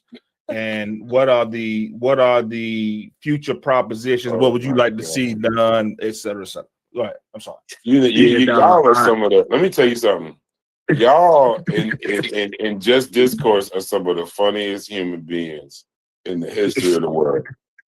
The way y'all go about discourse with each other and then expect the shit to be peaceful is the funniest shit in the world. It's hilarious. But go ahead. Whoever wants to go next. Are there any new voices? Logic, Fetty, Slade, anybody else? Top Dollar, anybody else want to chime in? Because we having a damn jihad in this shit right now. In the chat, like too. I can say something real quick, and then let y'all have it. Y'all insane. Y'all can go ahead and finish talking. Yeah, I'm just gonna say on the Iran bit and Shias not being Muslim. I understand fully everything that Cuban believes, because that's the common Sunni position. The fact that they reject certain hadith and narrations that Sunnis adhere to, they consider them to not be true Muslims. It's very much similar to how a lot of like Orthodox Christians or Catholic Christians don't see like Protestants as real Christians. They see them as heretics, right? Where we can see, a Protestant, a Baptist, a Catholic, Orthodox Christian, they are all Christians, right? They may have variations in what they accept and differences in their theologies here and there, but they are all Christians. And no matter whether one calls another a heretic and fake Christians, it really doesn't remove that fact. That's what you have mainly going on between Shias and Sunnis. But the funny thing about this, from the situation that's going on in Palestine, when Iran was banging on Tel Aviv last summer and dropping a bunch of bombs on that city, you had a bunch of Sunnis cheerleading Iran and what they were doing there, right? So when it comes to Iran being one of the few Islamic countries that actually have the balls to fight Israel and help the Palestinians, you know, they're one of the few. All of your fucking Sunni countries are too pussy to actually help the Palestinian people, to help their Sunni brothers, right? Yeah. But you got all this shit now to say. rewind. Hang on. You got all this shit. You got all this shit. You got all this shit to say. You gotta let him finish. You got all this shit. You got all this shit. You gotta let him finish. You got all this shit to say about Iran home, being a Shia country, but they were the ones actually trying to fight for real, and you guys were cheerleading them on doing it. So, like I said, a lot of this is just games. But even if we are only going to hold to the Sunnah, I'm gonna share my screen right now because I'm gonna show you what the Sunnah teaches. All right, I'm gonna show you. I'm gonna show you. Is that what you're trying to do? I don't know how Astro, let him share his screen. You're gonna have all the time you want, and if you want to share your screen, brother, let him share. Yeah. Can you see my screen? We running TMI law around here. Go ahead. Yeah, can y'all see it? Y'all see my screen? Yeah. Perfect. Okay. So this is Sahih Muslim. Yeah, I do. This is Sahih Muslim 1422. This is the book of marriage. This is regarding Aisha and her marriage to Muhammad. All Sunni Muslims adhere to this. This is a authentic Sahih Muslim source that Sunni Muslims adhere to. So they want to talk about Shiites and what they believe. This is what they believe. All right. So it says, Aisha, Allah be pleased with her, in parentheses, reported that Allah's apostle, who is Muhammad, Allah's apostle, whatever you see that, it's talking about Muhammad, married her when she was 7 years old. And he was taken to his house as a bride when she was 9. And her dolls were with her. And when he, the Holy Prophet, died, she was 18 years old.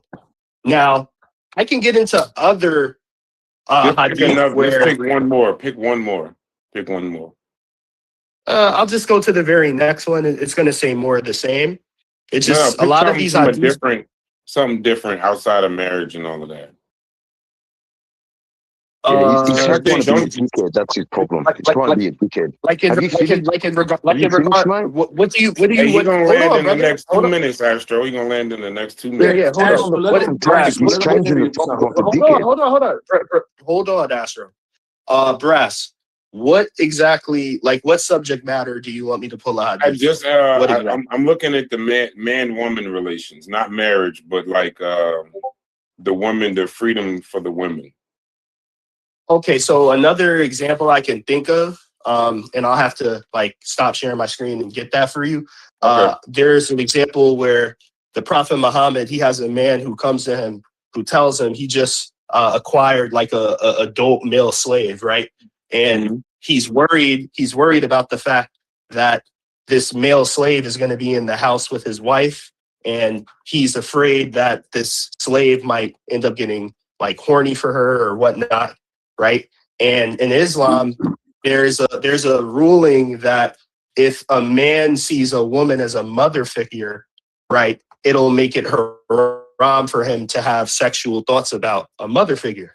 So Muhammad's solution to this issue, to this man, his solution, he told this man, make your slave suckle your wife's breast. That way she'll become haram to him. Because so now, in Islam, the issue. Hold on, real quick. So now, because me being Christian, I have no leg to stand on criticizing somebody's book. But what I'm saying is, you're basically saying, but I'm also as a Christian wouldn't want strict Christianity ran in any nation of the world. Exactly. So That's your my issue. I'm is saying, your I'm issue is saying I don't. okay. I get your issue. I'm not like, I don't have the super duper huge issue with this, but I'm saying this is a very dated way of life. And quite frankly, I don't even really think it's all okay for that time. But I'm saying none of this is really beneficial to 2026. If you're saying, Astro, get his shit off. I got you. yeah, you got you, bro. Go ahead, Astro. Talk your shit. Yeah. So he's bringing up history. So if you look at the first religion to give women rights, we could go to inheritance. We can go to basically he just pulled up just a bit of crap. I don't know if it's Islamic phobic or something like that, but has he actually read the history of Islam? I've read the Quran. Just argue. Why do you keep doing when that? It comes to women's rights. Yeah, I've read the Quran and I've read the Hadith. Yeah. Okay. So no, but you were talking about history. Can you name the oldest university on earth? He's still doing it. This is a straw man. This is a straw man. This is a straw man. Islamic. No, it's not a straw man. You're talking about like address history, the point. and then when someone replies back to you, you just bring no, like can we just stay on a point? Like the topic. This is a straw man. So let's stay on topic. What's the oldest university on earth? And who opened the oldest university on earth? That's a non sequitur question. I'm sticking to the topic. Let's deal with whether or not the Hadith. Let's deal with whether or not the Hadith I just pulled is moral in 2026. Hadiths are just sayings. Maybe some hadiths are not authentic. You can't say every single hadith. Wait, did you just say that Sahih Muslim? Wait, what does Sahih Muslim mean? What does Sahih Muslim mean? Sahih means sound, but you have to. Brother, are you saying it's not an authentic hadith? It's authentic. It's Sahih Muslim. What are you talking about? It's authentic. And a lot of those narrations were from Aisha herself. Are we about to make this a damn Muslim conversation? Yeah, I don't mean to do it, but they're lying. They're lying. This winter. No, I think it was Astro, Cuban, and Truist. I think we all agree that a strict following of the Quran in any country in 2026 would be problematic. And that's the overarching point. So you're saying Turkey, Egypt, Indonesia are places, and Dubai, places where there's a problem with strict Islamic so they follow it 100%. traditions. They follow all of them follow the traditions. I'm asking a question. Yeah. Do they follow it 100%? Yeah, if you go to the courts, they have Muslim. In Dubai, they follow. I want to be clear. Hold on. I want to be clear. Yeah. When we make statements, let's be clear. So Dubai runs the strict, the 100% following of what's going on with the Quran. Dubai, the Miami of the Middle East. Dubai, are you fucking serious? The Miami of the Middle East. Yeah, Snoop just pictured himself. Snoop just pictured himself smoking weed in a hotel room in Dubai. Yeah. But that's for tourists. It's got nothing to do with the actual people but that's not strict. You're saying that that's Muslim compromising for money. That's compromising for wealth. That's not strict Sharia. No. Cuban explained one thing. He was talking about Afghanistan. Most of their practices are cultural, not religious. That means before Islam, most of the stuff that they do, not letting women go to school, not letting women get an education, it's more cultural. It's not religious. I don't know where fuck you're getting your bullshit from. What are some of the more issues? The Cuban explained it, but you didn't fucking listen to him. What are some of the more issues with being a Muslim? What do you mean? Women's rights. Okay, so I'll give you. I'm not asking you, Astro. I'm reading the screen. So dress codes.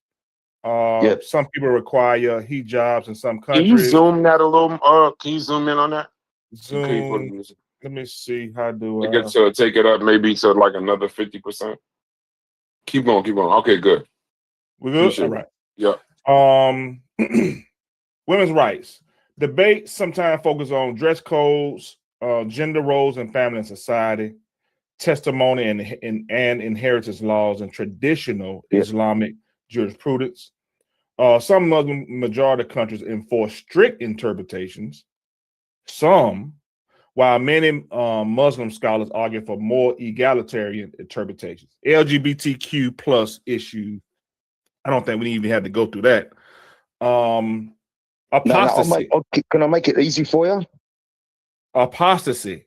Let them finish reading it. You can make it easy. I'm reading the screen. Hold on, man. Many modern scholars argue this is political. In early Islamic states, it was considered treason. Freedom of speech. Wow. Some interpretations support blasphemy laws, which critics argue conflict with modern free speech principles. Again, enforcement varies greatly by country. Political Islam versus secularism. Countries like Iran, Saudi Arabia have state systems based heavily on Islamic law. Other Muslim countries like Turkey and Indonesia operate more secular systems, right? So this is an argument against what you're saying. A lot of countries are more stricter than others. Is that fair to say at this point? Yeah. All right. Good. Also, I want to just go on Dubai real quick. So I looked up Dubai. Dubai runs a hybrid legal system that mixes Islamic law with modern civil and commercial law. This is a common misconception because the UAE is culturally Islamic. They're culturally Islamic, but legally more complex. So the way their legal system in Dubai works is this. They have a civil law for modern legal codes, and they have a Sharia law that only deals mostly in personal matters. So it's not a full theocracy. Sharia law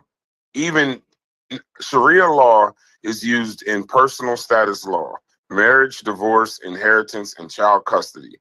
That mostly applies to Muslims, but non-Muslims can often use civil courts of their own legal frameworks. Where modern law is used is business law, criminal law, banking, contracts, real estate, international trade. It's designed to operate as a global financial hub. The criminal law principles, historically, Dubai uses modern penal codes.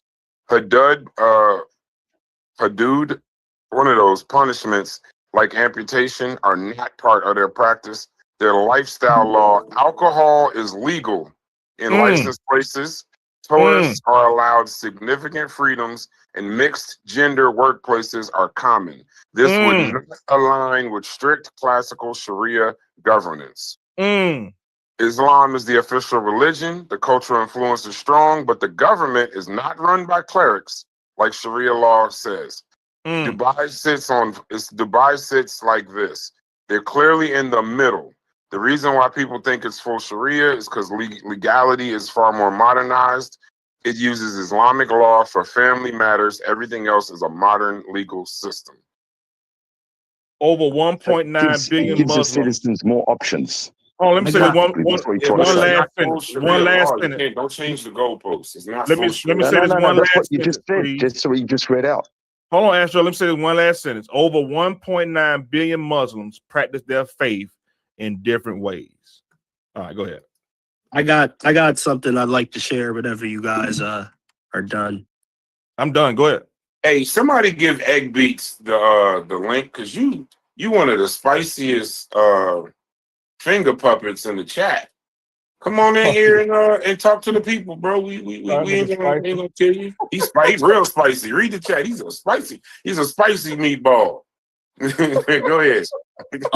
Yeah, so and this will be the last thing I'll pull. This is from the Quran now. Last source was from Hadith. This is from the Quran. So I already know they're gonna argue with this, but they're gonna have to argue with Allah and what the Arabic says. This is Quran 434. All right.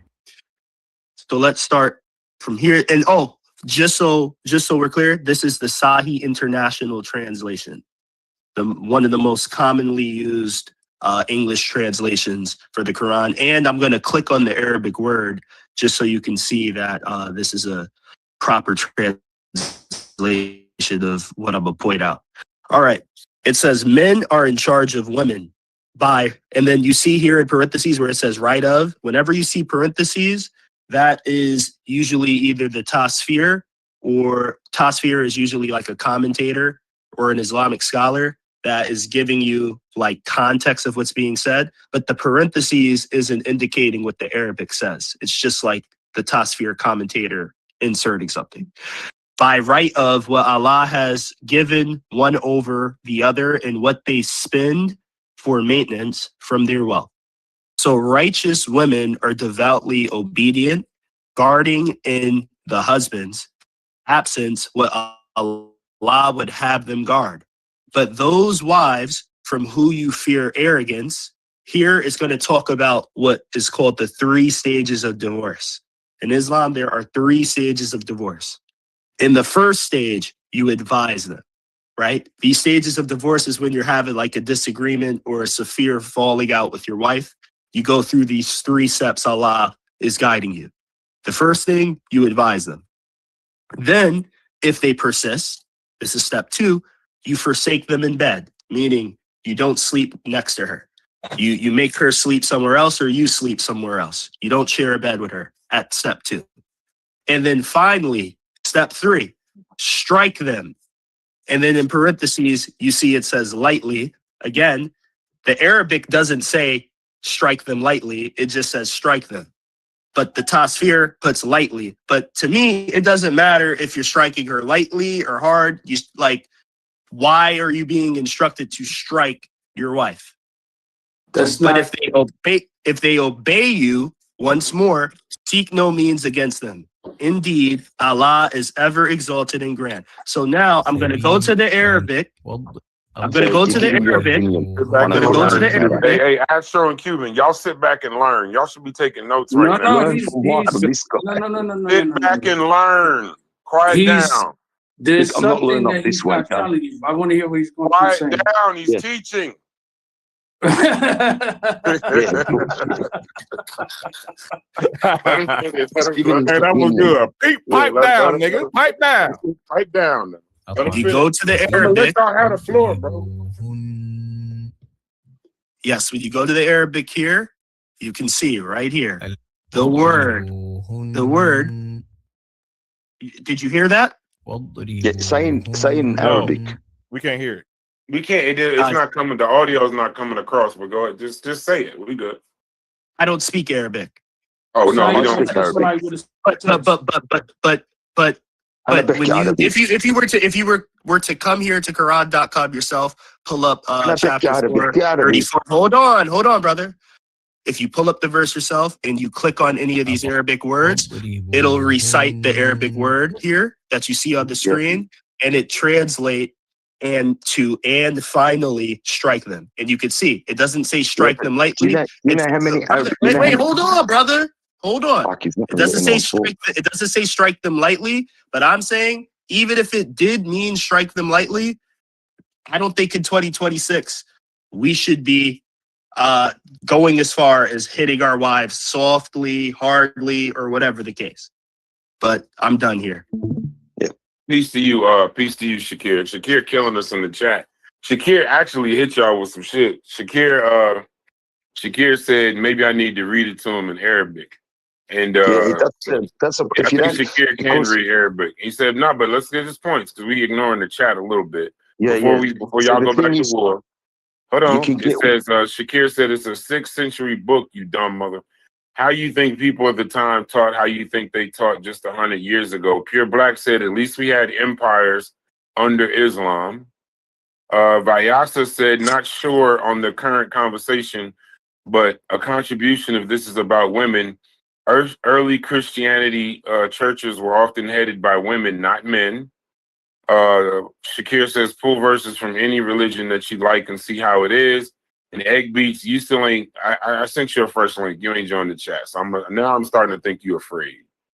So I don't know who's next, but now that Cuban and Astro have been properly taught, I just want to make a quick point. One of y'all want to say something. So in Arabic, if you get one word, it could have 3-4 meanings to it.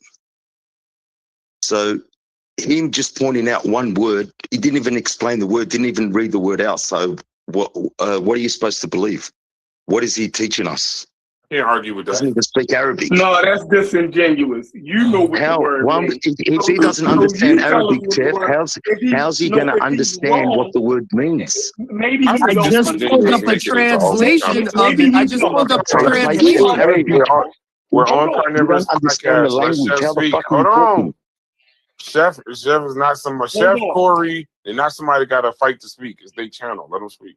Listen, if you understand what the word means, Astro, just tell us. He already said he don't speak Arabic. He can read it in English into Arabic, and we'll tell him what he's saying. Is he correct or is he wrong? Pulled it up. No, I just pulled it up on the screen. I just Put it had in it the on the chat. screen. It said what it meant. He's got You to know what? read You want the me to word chat out in GPT the Arabic. word? I'll chat GPT the word. You want me to do that? Chat GPT, is that your source? So Hey, there happy was So what is happy your belated. source? Either What he is right your or he source? wrong. Either he right or he wrong. What is your source? No, the translation is.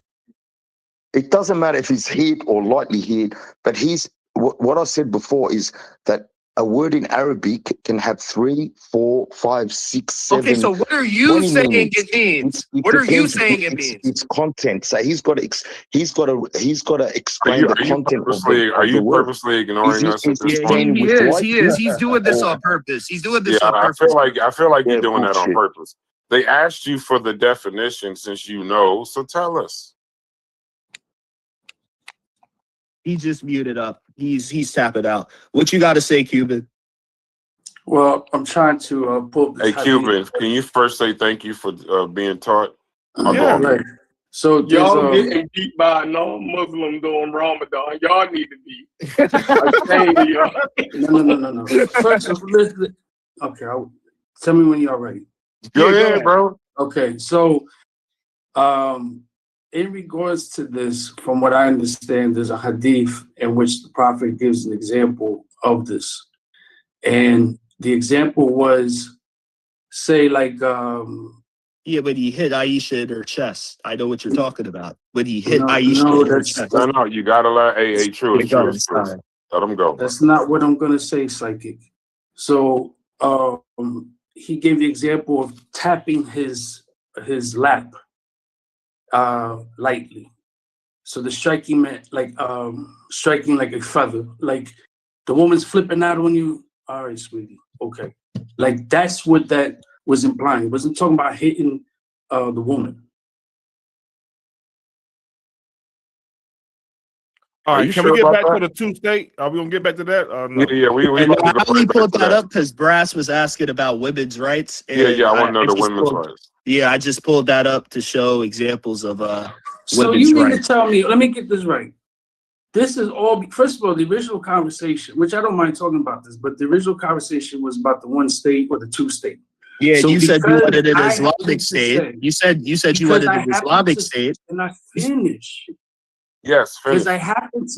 Because I happen to say that Muslims should run it. Now we're here. Okay, Jews should run it.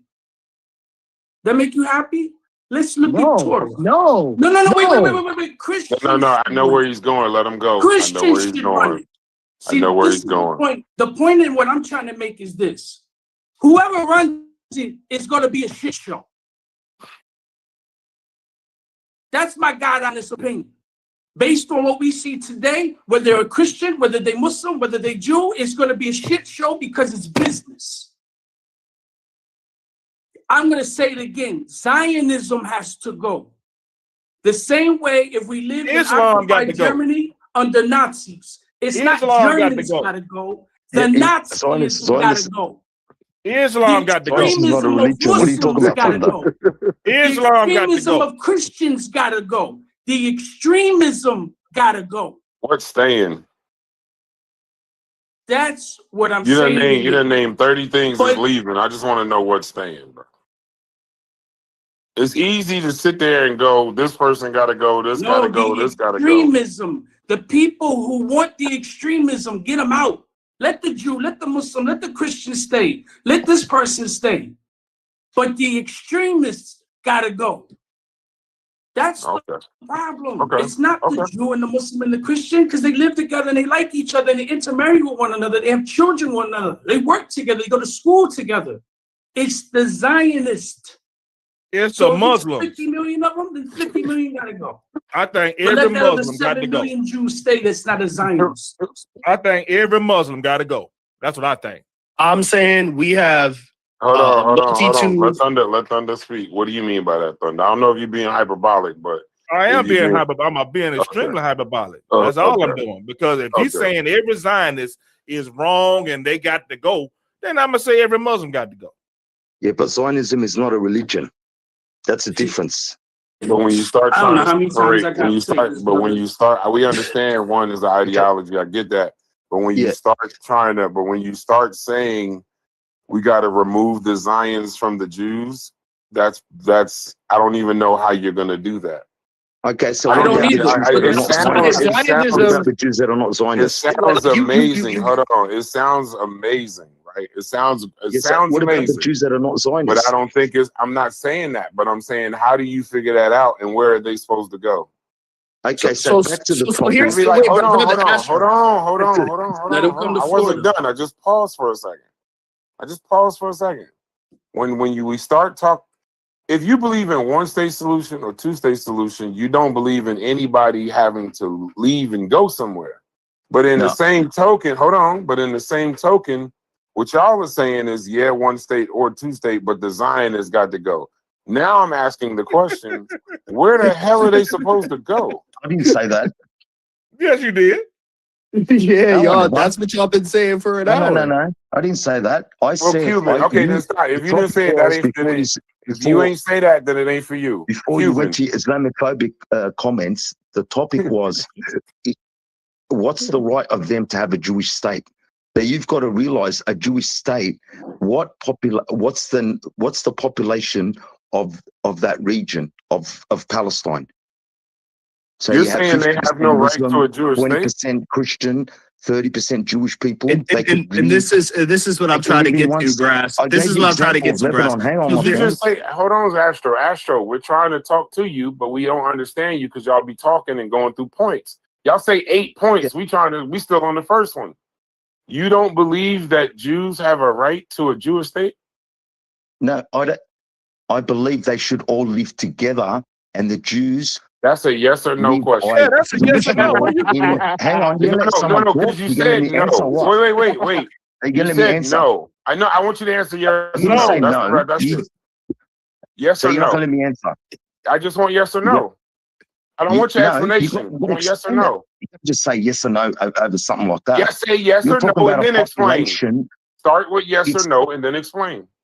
If it was just Jewish people, I would say yes. If there's Muslims and Christian In the people that situation also we live on the talking land, about. no, because each person. That's crazy. What I gave the example of Lebanon. Christians abide Oh, by he is their law answering it when right they're in now. court. He answering it. You can't even He just bloody gave you let a someone non-answer. talk.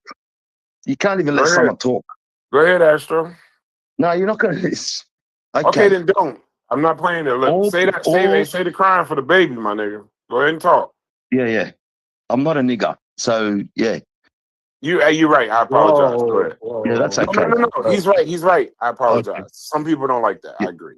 Go ahead. Yeah. So if it's a one state and each community live by their law, so the Jews, they have their Jewish law, the Muslims have their Islamic law, and the Christians have their law in a one state solution. Like how did Jews live in Damascus? How did Jews live in Morocco? How did Jews live in Iran? And they still follow their beliefs. Yeah, you can't just say Jewish state when there's 40% of the population Muslim and you got 10% Christian. That doesn't make sense. That's what I was trying to point out. Okay, I'm gonna explain why it makes sense. Because while you talk about how small in your eyes the population of Jews is in that region, at the end of the day, while that could be true in your eyes, what is also true is, in comparison to the rest of the world, that is where the most Jewish people are on the planet. Because Jewish people. I don't think. I think it's in America. Hold on. You said no, it's not. Jews in America. Wait. Hold on. I got it right in front of me. Israel has the most Jewish people living in it. roughly 7 million, with the United States essentially neck and neck at a similar level, depending on the exact data set definition used. Either Israel is number 1 or the US is number 1. So Can I push back on that? Can I push back on Yeah, that? you go again. I would love to hear your voice. Let Truth finish and then you That's go not in. true. No, let How them many finish first. Let them finish first before you push how back. many Jewish citizens? How many Okay, so Jewish show me. citizens? Show me. How many Jewish citizens? Wait. How many Jew Wait citizens are there in Israel? Wait a second. You're So talking show me another country, right, outside of the US, in Israel, outside the that US. has more Jews living in it than the 2 countries that I just read. Show it. Which country has more Jews living in it than 7 million in Israel? You want to go back 100 years ago, or are you talking about right now? I'm talking about in 2026. The solution is for today. Okay. The solution is for today. We're talking and solution discussing would a be solution one for state today. solution with every religious sect having their own law governed. Okay, Like they do in hold Lebanon. on, because Christians have a I separate really law, Muslims have a wasn't done separate law. talking. I really wasn't done talking, and I let you talk, and we heard you Yeah. say that like 5 times. You said to me they We have heard you say that Israel 5 has the times, largest bro. population, but then you We went heard to you say that 5 it's on times, par and with I'm America. clearing That's up. true. Hey, Truist, both of y'all stop for a second. I just want to hear Stu P's point. Stu P, say your point real quick. Can you hear me? Yes. Can you hear me? Yes. All right. When he brought up 7 million, he's being disingenuous because Israel is like Florida to people in Jersey, right? To Jews in New York. They go to Israel to retire. So a lot of the people there are actually Americans who retired there or Russian citizens who retired there. Again, also, there's a large population of Jews in Israel, dual citizenship, meaning they call themselves Israeli, but they really enjoy the fruits of New York. And they have business and the snowbird by the services. The 7 million number is disingenuous. It sounds, but Israel is primarily a fear. But he's not going to tell you that. That Israeli travel all over the world. Look, it's too hot there. They don't really like it there, but they like having a state. But I'm finished there. He's been disingenuous. If I wasn't busy, I'd come and take him on. But I hope so by 2 o'clock, 3 o'clock, it's still on. Because I need to step in truth again. Okay. So I'm being disingenuous because I'm looking at data, I'm looking at stats, and I'm seeing stats say there's 7 million there, and I can't find a single country outside of the U.S. that has a comparable amount of Jews living. Like I'm somehow being disingenuous because I'm going with mainstream. Wait, hold on, because I'm going with what the mainstream data suggests. Like I feel like I'm having the wait. Hold on. I feel like I'm having the black.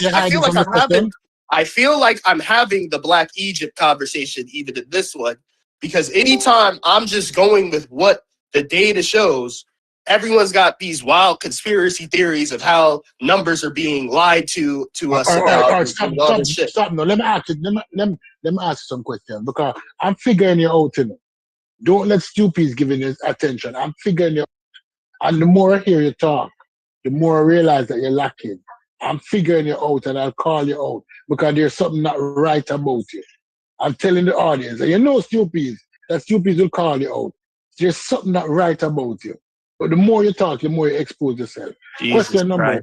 Just attack the speaker because you can't attack the point, right? Don't deal with my argument. Try to assassinate my character. Like I said, every time I'm figuring you out, your tactic is to patronize people so you don't have to deal with their arguments. I'm figuring you out. That's what you're all about. Patronize the person you're speaking to so you don't have to deal with the arguments they're killing you on. No, I don't allow snakes in my mix. That's cool. I beat snakes. Listen, brother, I don't have to ad hominem you because I can deal with your argument. You feel like a snake. You feel like an infiltrator. That's cool. That's cool. That's cool. And black groups must be cool. It's whatever. I had to deal with them for years. You're an infiltrator. But I'll soon find out. I'll soon find you out. Just give him time. I'm not asking any more questions. Matter of fact, I won't have a Collaborator. He conversation. sounds like a I'll listen to collaborator. Yeah. He sounds like a collaborator. Hey, Truist, be careful. That Yeah. nigga walk you down. Yeah. But He sounds you're like around the corner from him telling you he gonna walk you down. Yeah, like, Be careful, bro. So now we got a like new I one. We said got earlier, collaborator. I and we don't got take none of this personal. Yeah, I don't. It's cool. Like, Call that Suki's man like an even though infiltrator. even though you said all that, you called me a snake, you called me an infiltrator. I don't have no problem I with call you, it, brother. This is friendly discourse to me. I'm not taking none of it personal. Hey, hold on. I want to make a statement I real have quick. no friends. We get it, Truist. We get it, Stu. That was entertaining, but y'all all making good points. I don't want to sully the show. We might have to move to a different topic if y'all got one. Chef, someone said first they said you need to clean your clippers. They too loud. Then it says this argument of Palestine support your argument. It says same biology can be ethnically different. What are they talking about? I have no idea. They read it. That's from yesterday. I think what that comment means is that because they're an example of what me and Chef was talking about yesterday. So they're a group that have the same biology. However, because of their different history, they're ethnically different. So okay. you see what I'm saying? So like, yeah, a Jew and a Palestinian, they might have Levantine biology. However, due to the Jews having a shared history of leaving out the land, that common experience makes them a different ethnicity than the Palestinians that stayed. Okay. No, I think they have a different language, a different culture, different religion, different origin story. You dig what I'm saying? Even if they remained there for the last 2,000 years, they still would be ethnically different for all of the things that I just mentioned. Even though their origin story is a myth, but the fact your origin story can be a myth in your ethnicity. Most ethnic groups' origin stories are myths. You know what I mean? It's what they make up about themselves. So yeah, because when you look at what the Jews believe about themselves, ultimately they believe they come from a man named Jacob, who comes from Isaac, who comes from Abraham. And Abraham is somebody who came from like Sumer, which is in the Far East. So their genetics don't really show any like Far Eastern component to it. Like if they really No, Sumer wouldn't be Far East. That would be Mesopotamia. No, I thought Sumer would be modern day like Iran/Iraq. Yeah, that's Mesopotamia. That's not but that's definitely the Far East would be China. Oh well, yeah. Sorry, DNA, they do have that. Yeah, my bad. I don't mean that, but it's definitely not Levantine, right? Like their genetics show. There's a component. The component in Levantine DNA, probably 30% is from Iran and Iraq that we share with them. So that's wrong. I think you're wrong. We'd have to look at that closer because genetics. I already know. I'm telling you, Astro. Genetics show that modern Palestinians and modern Jews, their Levantine component is more tied to like the people we would call the Canaanites. Yeah, but the Canaanites themselves had Iranian-like DNA going back 3,000 years, and Southern Caucasus. That's when the J came in, J2, J1. Y chromosome. So they do have they do share DNA with people from Iraq. Yeah, but the people from Iraq they share DNA with, they have a common ancestry, right? It's not that the Canaanites came from Iraq. That's the point. It's more Amorite DNA. So it's coming from the northern Eurasian area. Northern Levant. I think Levant is more Levant. We heading towards Egypt. Yeah. But Astro, I think we agree. I agree. The Canaanites and the like Indo-Aryan people that end up in Iran, they have a common ancestry in the northern Levant. But what I'm saying is the Jewish story is that Abraham, who comes centuries after that, was a man who was residing in modern day Iran, Iraq, made a pilgrimage to the Levant, and then from there have Isaac, who then has Jacob, and then has the 12 children of Jacob, right? So I'm saying if that's true, if you look at genetics, along with Ishmael. The Canaanites come from the Amorites. The Amorites lived between the Levant and Mesopotamia. And even the Mesopotamians, they wrote about the Amorites. So, and that's northern Levant around, it's just regional DNA, but they do have that component. Yeah, but northern Levant is not modern Palestinians have that. But northern Levant is not Iran, Iraq. That's what I'm saying. Yeah, it's northern Mesopotamia. Northern Mesopotamia. But we're talking about Mesopotamia like Mesopotamia is small. Mesopotamia was large. And I'm saying the part of Mesopotamia the Amorites is from is not Iran, Iraq. It's a different region. I just said to you, are you listening? I said to you between the Levant and Mesopotamia, in the middle where Syria, I think the two rivers, the Tigris and the Euphrates. That's where the Amorites, the Canaanites, the Sumerians wrote about the Amorites. So the Jewish people, they'll descend from the Amorites. So the Canaanites are related to the Amorites. They're all the same. It's regional DNA. Modern Palestinians. Yes, but the Canaanites would descend. The Canaanites would descend from the Amorites that walked south down the Levant. The people in Iran would descend from the Amorites that went southeast or eastward, right? No, so they have the same starting point. You're talking about Iran. I'm talking about Iraq. Nothing to do with Iran. Iran, they speak a completely different language. Where was Sumer? You're talking about the Persians. We're talking about Mesopotamia, southern Mesopotamia. They all share similar DNA. Where was Abraham from, sir? Where was Abraham from? Uruk. Okay, That's where was Where was Where was Chaldea. Where was modern day would be where? Southern Iraq. Okay, is that anywhere near the Levant or the northern part of the Levant even? It's between them. Wait, what? Oh my God, bro. You're saying Iraq is near the Levant? Who jumped in and said something? Who's that said something? I'm saying to you, it's regional DNA.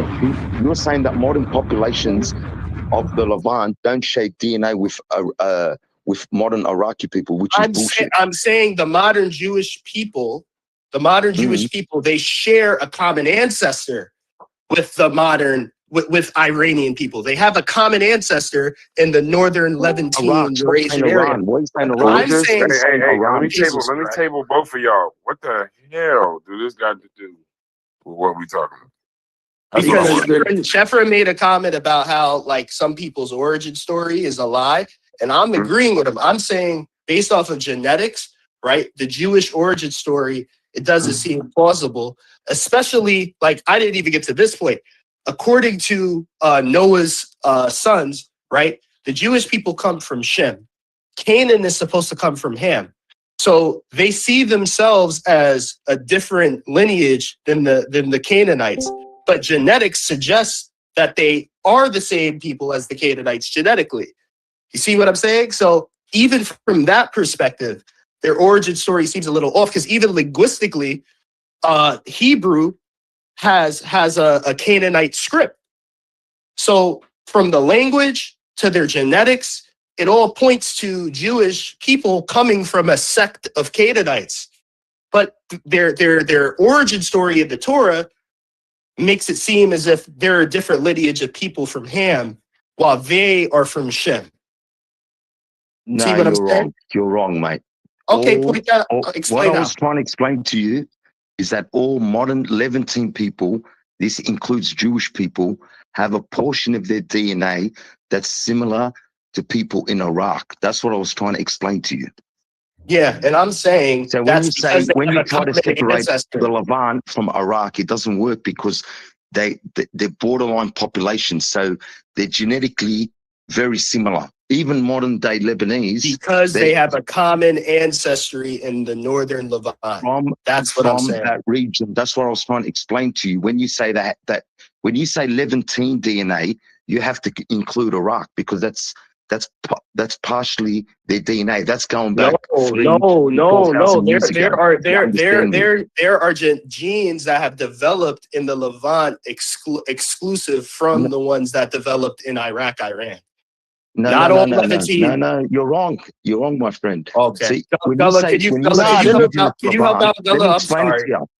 Hey, then the same damn people because the Acadians 3,000 years ago, there was a migration from southern Caucasus and the Mesopotamia Acadians into the migrated from Levant. the Levantine to that region. Like so the Semitic speakers that's in Iraq, they come from the Levantine area, originally.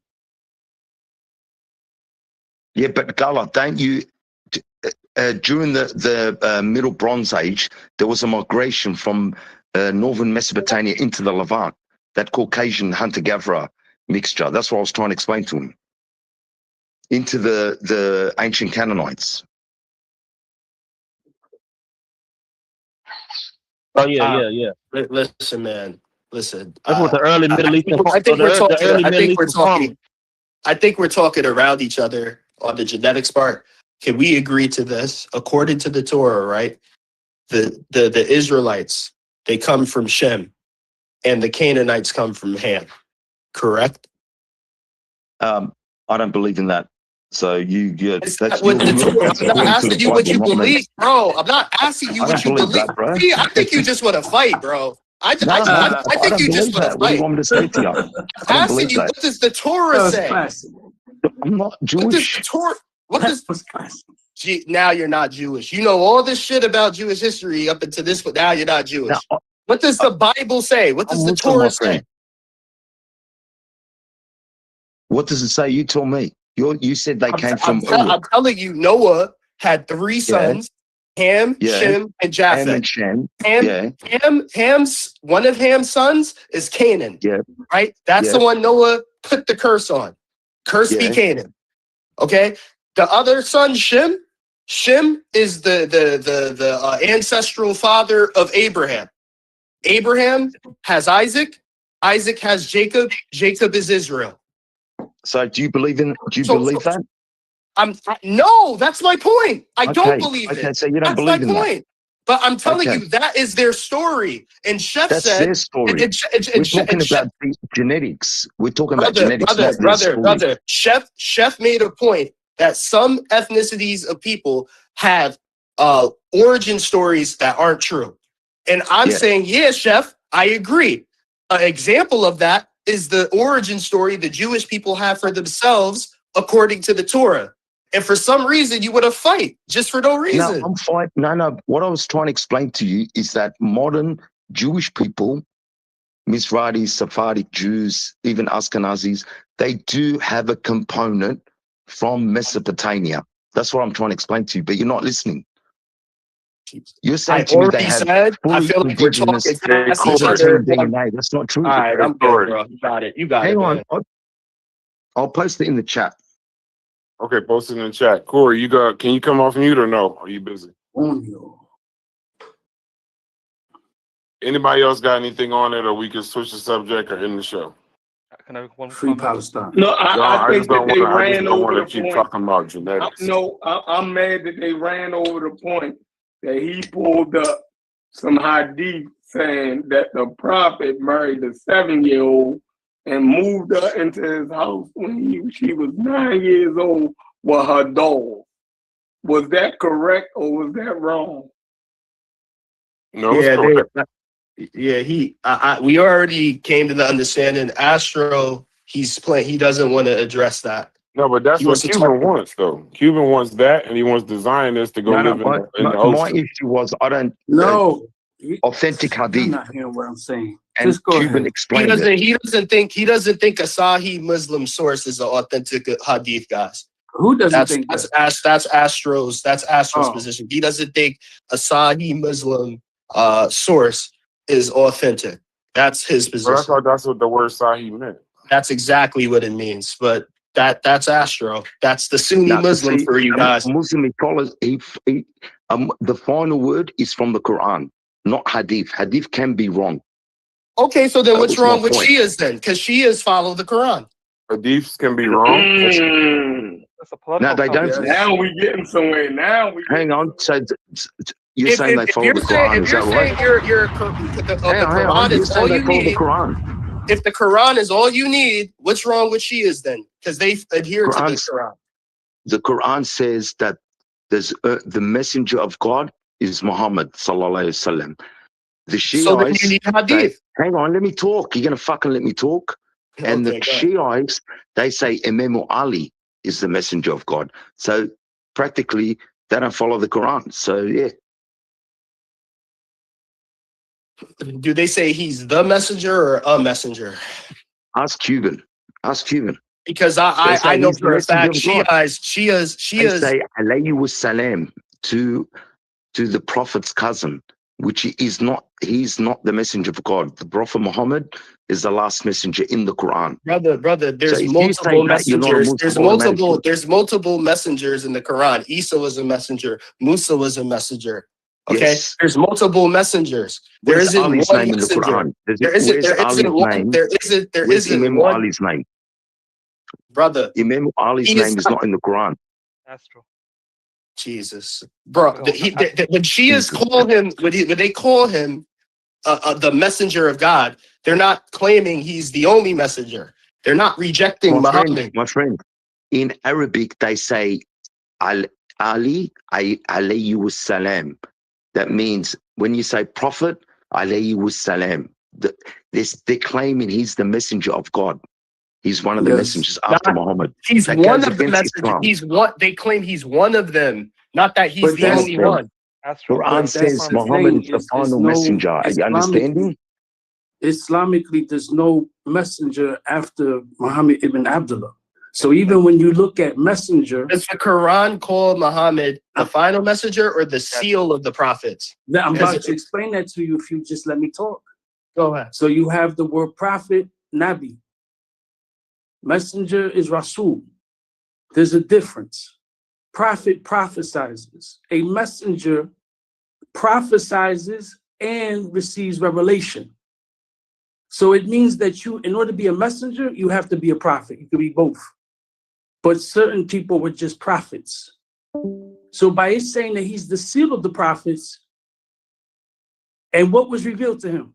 The Quran. Boom, that's it. There's nobody after him. But why did he get the right to marry a 6 or 7-year-old?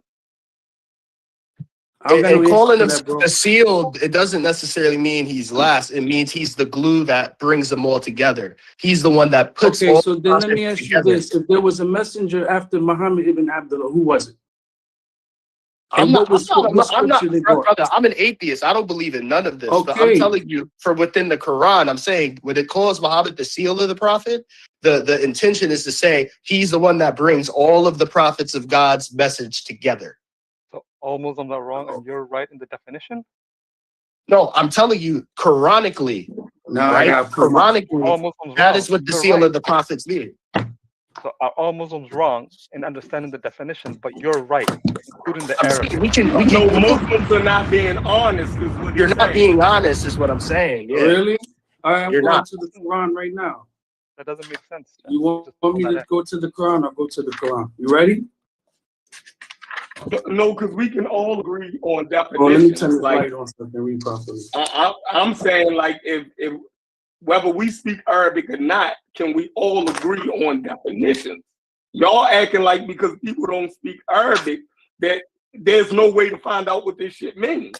Like, come The on, language is that's what I'm important saying. because the words can have multiple meanings, and it has to be in what But context. what does it mean in context? Context, no context would tell me. So you're telling me that he can't read and get the context and understand what that shit means without Okay, having so to then learn my Arabic. question is, if he has context, then what tafsir is he taking from? What scholar is he taking from? What hadiths is he using to validate it?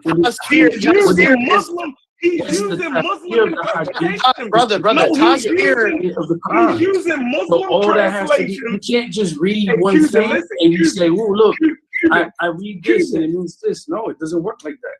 Hey, It doesn't. Cuban, he's using Muslim translations and Muslims explaining what the shit means. Yeah, he's trying to say that the religion. So y'all saying the Muslims who know Arabic, who's translating it for us and telling us what it means, y'all saying that they wrong too.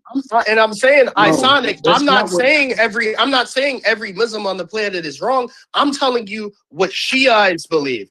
The reason why a Shiite could feel as though there was another messenger after Muhammad is because that is how they interpret the name being the seal of the prophets to Muhammad. They see it as he was the one that brought all the prophets' message together, and that the prophet that comes after him, right? He's not replacing Muhammad. He's not replacing the prophets that came before Muhammad. He is just a continuation of the same message. That's how Shias see it. It's not that he's the only prophet. There's multiple prophets even before Muhammad. Okay, so I'm very well acquainted with Shiites, right? I'm very well acquainted with differences in Shiites. So I know why they take their positions, but their positioning to their reasons is flawed, is what I'm trying to get I at. think all of you are flawed. I think anyone that thinks a man getting married to a 6-year-old is okay is flawed, personally. 6-year-old. You keep talking about that. I'm not talking about that. Obsessed with it. I'm not, listen. But it has to be addressed. It can't be addressed if you're biased. I'm being honest. If you're I'm biased, not biased. if you don't- I'm Any not talking century. right now, I'm not talking right Wait. Go ahead, guys, Sonic. it can't be addressed if you're biased. And if you don't read all the material and see from all point of views and what's being said, you can't see the contradictions. You're choosing one side in order to attack the religion. So at the same time, So Chef, what's the other side? hold on, Chef, So let me ask you a question, Chef. Go ahead. How old was her sister's age when I don't know. Yeah. Okay, then the topic's done on that. You don't know the full. No, so tell us. Why does that Hold on. matter? So tell us, right? So tell us how old her sister was. No. What I'm saying is That we make deviated from the original Aisha not conversation. 7 years old. We deviated from the original conversation to attacking the religion without understanding the full conversation and topics of it.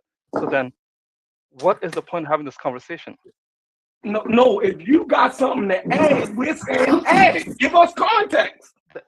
What I'm saying is the information is out there. If you want to learn one side, Oh, why don't you leave the Lord. other side before you come to the table? Yo, I so asked you tell what- us, bro. So tell us. Tell Tell you us. what? How about Tell you go us. research it? Tell us what about her sister's age makes it okay in any century for a 55-year-old man to marry a 7-year-old and then consummate it at 9? The conversation You changes tell when us. You find out. The conversation changes when you find out how old her sister was. What does that? Aisha clearly. Wait. Can you explain it though? Can you then okay, we don't know. So is it okay if you explain it or you can't explain it? Her age changes when you find out how old her sister was at that time. So she becomes older. That's the thing. If you don't learn all the sides, How does she become older? How does she become older if the sisters explain that? I'm curious. I'm interested. her sister's 10 years older than her. So at the timeline, it will put her more in the age 17 range than the 6 and 9-year-old. So if you don't Wow, I saw. Wait, guys, stop, please. Wait. Chef, I got this. I got this. I saw it. Died when Aisha was 18. That makes no fucking sense. It's Shefford. On top of that, he's calling Aisha a liar because Aisha said in her own narration of a hadith, she said that she was 7 when he married her, and she said he was 9 when he consummated it when she's playing. And she said that the prophet died when she was 18. So are you calling Aisha a liar? Because that's what she said. I'm saying you're not having an objective conversation. I'm having an objective. I'm saying y'all having a meltdown, right? I'm not having a meltdown. I just try to clarify the whole material. Chef, you just want to attack Islam. I know that. If you want, go ahead. But you're not being objective at the end of the day. I'm muting out. I'm gonna mute out. Hey, what's the name of that hadith? Just give me a second. What's the name of that hadith? I'll get you. I'll get you. Yeah, just give me the name of it. I need to know what's going on because I hear. I want to be respectful because it is somebody's religion, and I understand that y'all mopping the floor with Cuban right now. But Sonic isn't my friend, and I if he's making a statement, I at least want to hear it out. Cuban has just been getting beat all across the face, and it's sad. But go ahead. Anybody else want to go in on it?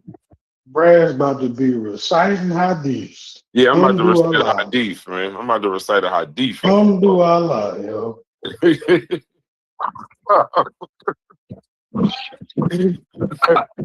Because he's making a point, and I know as a Christian, a lot of these stories sometimes I understand what Isonic is trying to say. I'm not saying it's going to make a lot of sense or it's going to change the narrative, but without all the full context, I would like at least some more context.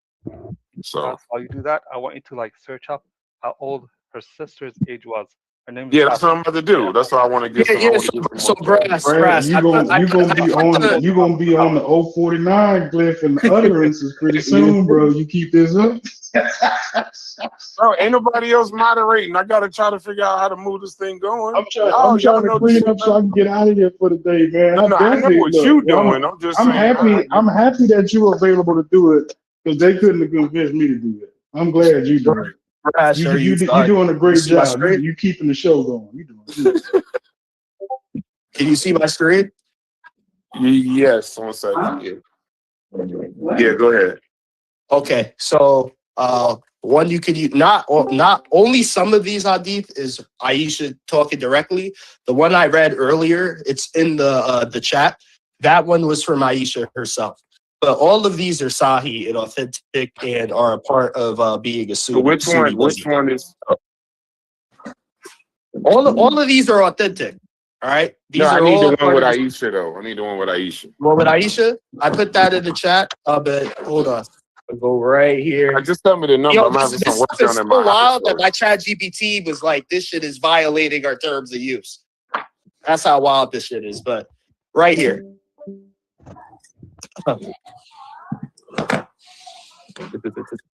We go. It was 1422a. All right, so this is Sahih Muslim 1422a, the Book of Marriage.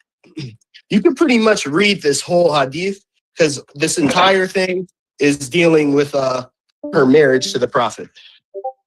And this is her speaking because it says, Allah's messenger married me. So this is how you know this is Aisha speaking and narrating. Allah's messenger married me when I was 6 years old, and I was admitted to his house at the age of 9. She further said, we went to Medina, which is in Saudi Arabia, like the northern part, and I had an attack of fever for a month, and my hair had come down to the earlobes. Rahman, my mother, came to me, and I was at the time on a swing along with my playmates. She called me loudly, and I went to her, and I did not know what she had wanted of me. She took hold of my hand and took me to the door, and I was saying, ha ha, as if I was gasping, until the agitation of my heart was over. She took me to a house where there had gathered the women of the Ansar. They all blessed me and wished. Get the fuck out of here. Is all I can do now. They all blessed me and wished. They all blessed me. They all blessed me and wished me good luck and said, may you have share in good. She, my mother, entrusted me to them. They washed my head and embellished me, and nothing frightened me. Allah's messenger, may peace be upon him, came there in the morning, and I was entrusted to him.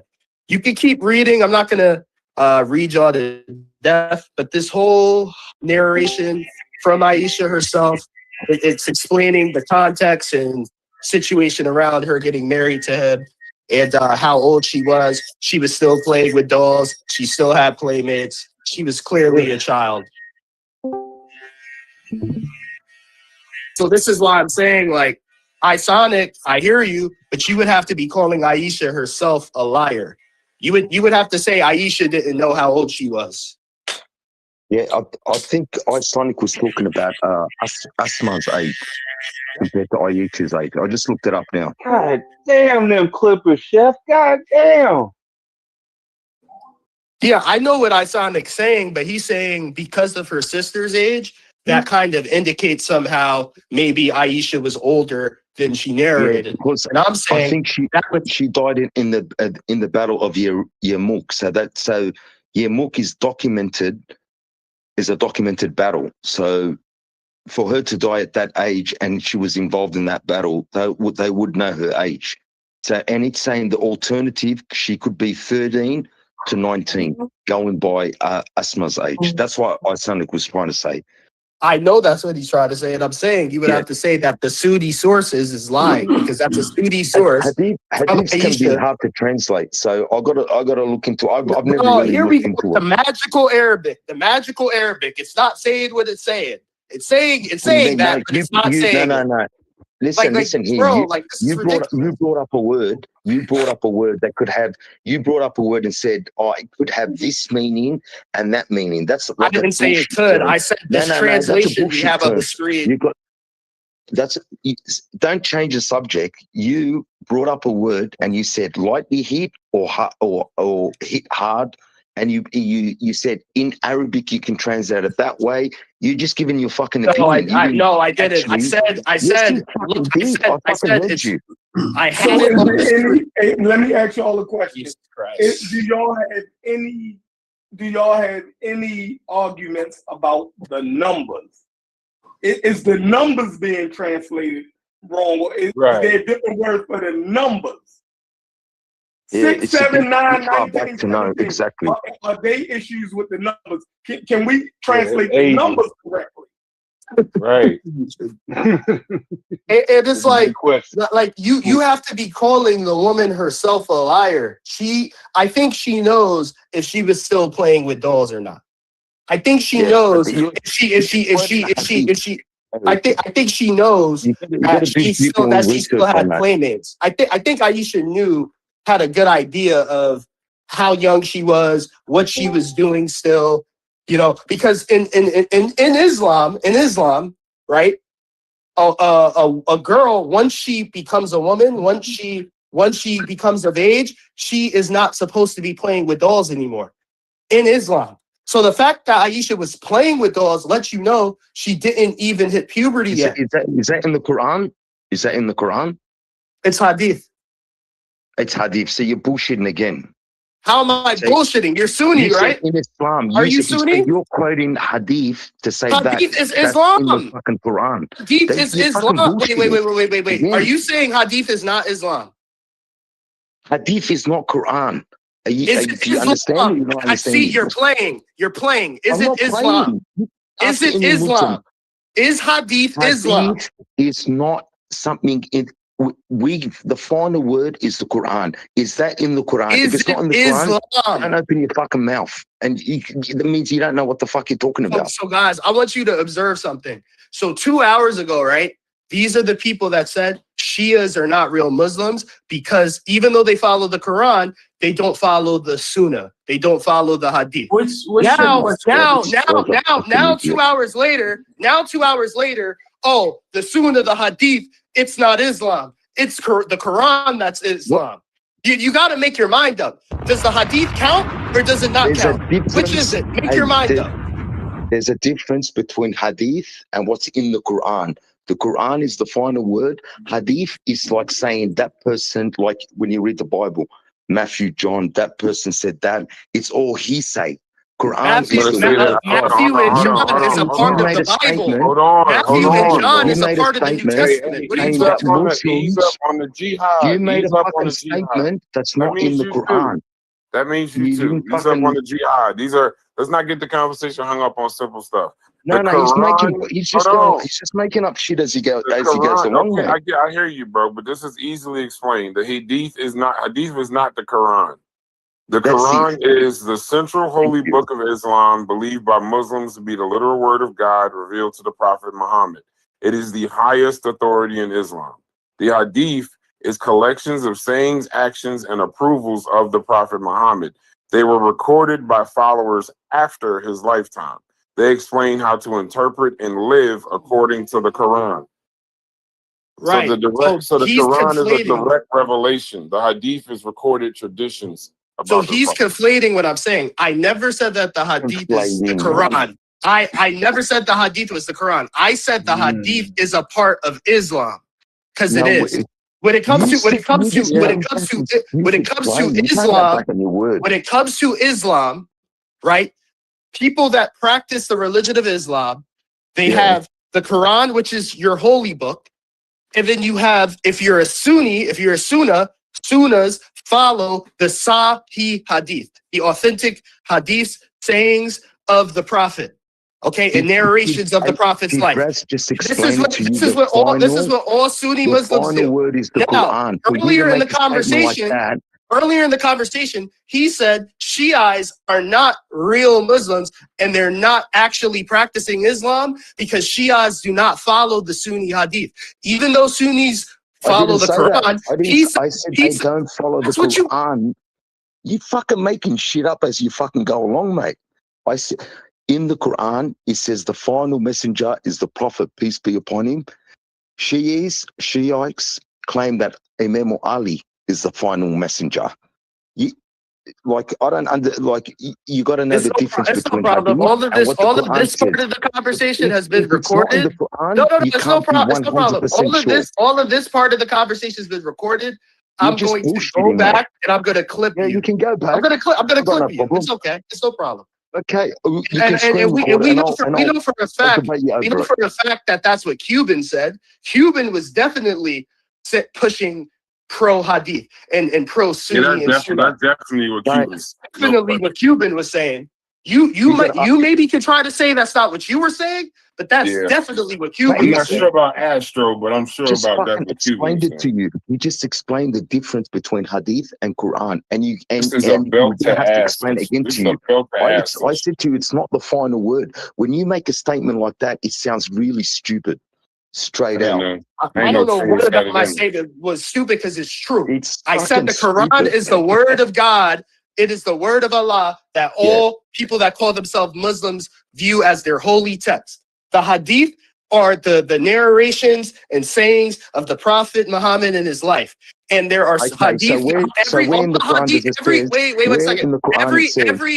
Hadith is graded from being authentic to non-authentic, right? And the Sunnas follow the authentic Hadith. There are Shias that follow some hadiths, but don't follow all of them. They don't follow mainly the ones the Sunnis do. This is why you call them not Muslims or not practicing Islam correctly. I don't know what's wrong with that statement. This is a fact. And you make arguments that if you don't follow the hadith, you're not following the Prophet, because the Prophet is the one who spoke and narrated a lot of the hadith. So if you don't believe in these authentic hadiths, you don't believe in Muhammad. That's a fact. If you don't believe in the sayings of the Prophet, hang on. So your claim is that you said that Shiites are Muslim, and I said to you that in the Quran itself, it says Prophet Muhammad, peace be upon him, is the last prophet. They're saying that Imam Ali is the last prophet. You see it's what would you call it? It's practically Christianity. It's going against what Islam is saying. It's got nothing to do with hadiths. You're confusing the two. I'm not. And bottom line is, you're confusing the two. Islam, you're quoting hadiths and saying that is what's in the Quran. You're making it. I never said. See, you're a liar. I never said. You said Islam. Now I'm straight up calling you a liar. I never said that. I never said that any of the hadith. Did anybody understand? We ain't getting nowhere. We're not getting nowhere. Yeah. I mean, he didn't. I don't think he quite said it. I don't even know, but we're not getting nowhere. What about the little girls? Nobody want to talk about the little girls. Nigga, what? The what? The little girls. Oh, the little girls. Loud ass clipping. Little girls. Yeah, like I'm not saying the hadith is in the Quran. I never said that. Obviously, I'm knowledgeable enough about Islam. I would never make a stupid claim like that. I never said so knowledgeable on this though. Why are you so knowledgeable on it? Is this something you had to do, or is it something you chose to do? Just the nature of how I was raised, and then later in life, extensively read the Bible myself, the Quran myself, learned about the religions. And that's kind of what drove me to atheism, learning more about certain things. Stuff like the girls and stuff. Yeah. That kind of shit. Okay. But yeah, like I wouldn't, even though I'm an atheist, I wouldn't lie on a religion. Like I'm not lying in anything I'm saying. You know, I'm saying the hadith is hadith. I'm not saying what I'm reading is in the Quran. I never said it. What I said is the hadith is a part of Islam, because it is. When you talk about what the religion Islam is, Islam includes the Quran, it includes the hadith, it includes the Injil. You know what the Injil is? It includes the Zabur. You know what? You know what the Zabur? You know what the Zabur is? And it includes the Torah. It was corrupted. Yeah. I'm saying, like, whether you want to say it's before or whatever, it includes the Injil. It includes the Torah. It includes the Zabur.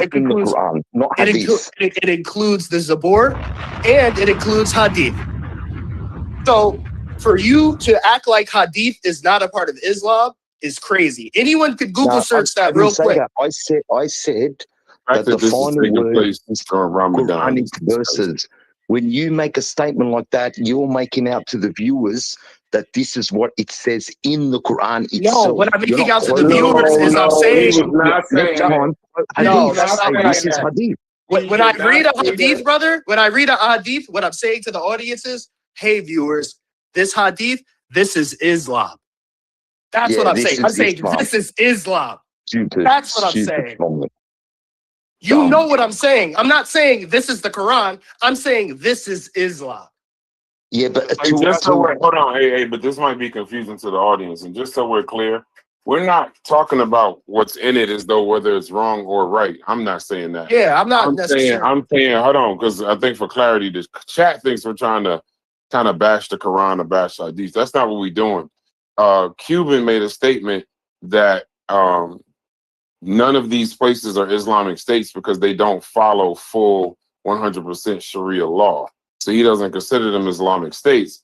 And what Truist did was bring up what following 100% Sharia law is probably like. And that's how we got to where we are. This isn't a Quran hadith discussion. Go ahead. Yeah, Astro, like let's just be clear moving forward. I'm not saying these narrations are found in the Quran. That's ridiculous. The Quran. Yeah, continue. Yeah. The Quran is, I got a call, my bad. The Quran is Allah's word, right? It's Allah's speech. That Jibril. 10 minutes. I'll be right back. Yeah, so just say hadith next one so the audience can understand what you're saying. It's Allah's word given to Jibril or whatever spirit you think spoke to Muhammad, and then Muhammad recited it, right? And then people wrote it down later. But I'm saying the hadith is narrations and tellings from the companions of Muhammad of what he said, his life, et cetera, and why it's important to Islam is because even the Quran says, Allah says, how could you say you believe in me if you don't believe in my prophet? So this is why if you have a hadith that is an authentic saying from Muhammad, and they could confirm that Muhammad said this, Muhammad did this, right? If you can confirm that, then for you to not follow that, you would almost not be believing in Allah, because Allah even says in the Quran, if you don't believe in my prophet, then you don't believe in me. That's all I'm saying. You're trying to twist the words now. You're trying to twist. So the hadith is not Quran. Let's just get that clear, and we'll stop from there. I said Have that you a got any million other times. issues you want to bring up, or? I said that a million times. I said hadith. Okay, Quran, that's good. Next time say this is what hadith says. It says that when a girl, before she after she reaches puberty, she's not allowed to play with dolls. Yeah, but brother, I don't know if you looked at my screen. I don't know if you looked at my screen, but when I shared my screen, it said in nice big letters for everyone, hadith at the top. So I don't know if you missed that, but at the top of my screen. No, he made a good point though. So Astro, was Aisha still playing with dolls when she was married to the prophet.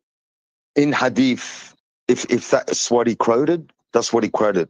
But it's not in the Quran. But Isonic brought up a good point because his point is Aisha's not in the historical. Quran at all. Hang Aisha's on, not can in you the let me Quran at talk? all. Can you let They me don't talk? name Muhammad's wives in the Quran. You Can only you let know me the names. talk? Isonic brought up a good point. He brought up an historical point. So historically, and it's documented, her sister's age. And if you go by her sister's age, Aisha would have been 13 to 19 years old. And that's Playing with historical. dolls. Playing No, with not dolls. playing with dolls. That's hadith. To be honest, I've never heard of that But hadith. brother, the only And I reason haven't you read the whole, wait, So every how would single you hadith. know? How would you know the sisters or Aisha without the hadith? exactly. You only know who Aisha. Yeah, You that don't only even make sense. don't make sense. Hang You on. only No. know Aisha because of I'm the bringing hadith. up a point by Sonic. Yeah, keep letting off buttons. Is that like you got your moment? No, because it's I was just trying to evidence. explain How do that you know Isonic, any of his wives are brought without up the a hadith? point. He is kind of cooking you right now. You don't even know who Aisha is without the hadith. You don't know who any of his wives are without the hadith. You don't even know how to pray properly without the hadith. You don't know how to pray. Can I ask? I said properly. I just want to ask Astro a question. Yeah. Astro, would you agree that the hadith are not only the application to the understanding of the Quran, but as ayats were being revealed, so was the Sunnah?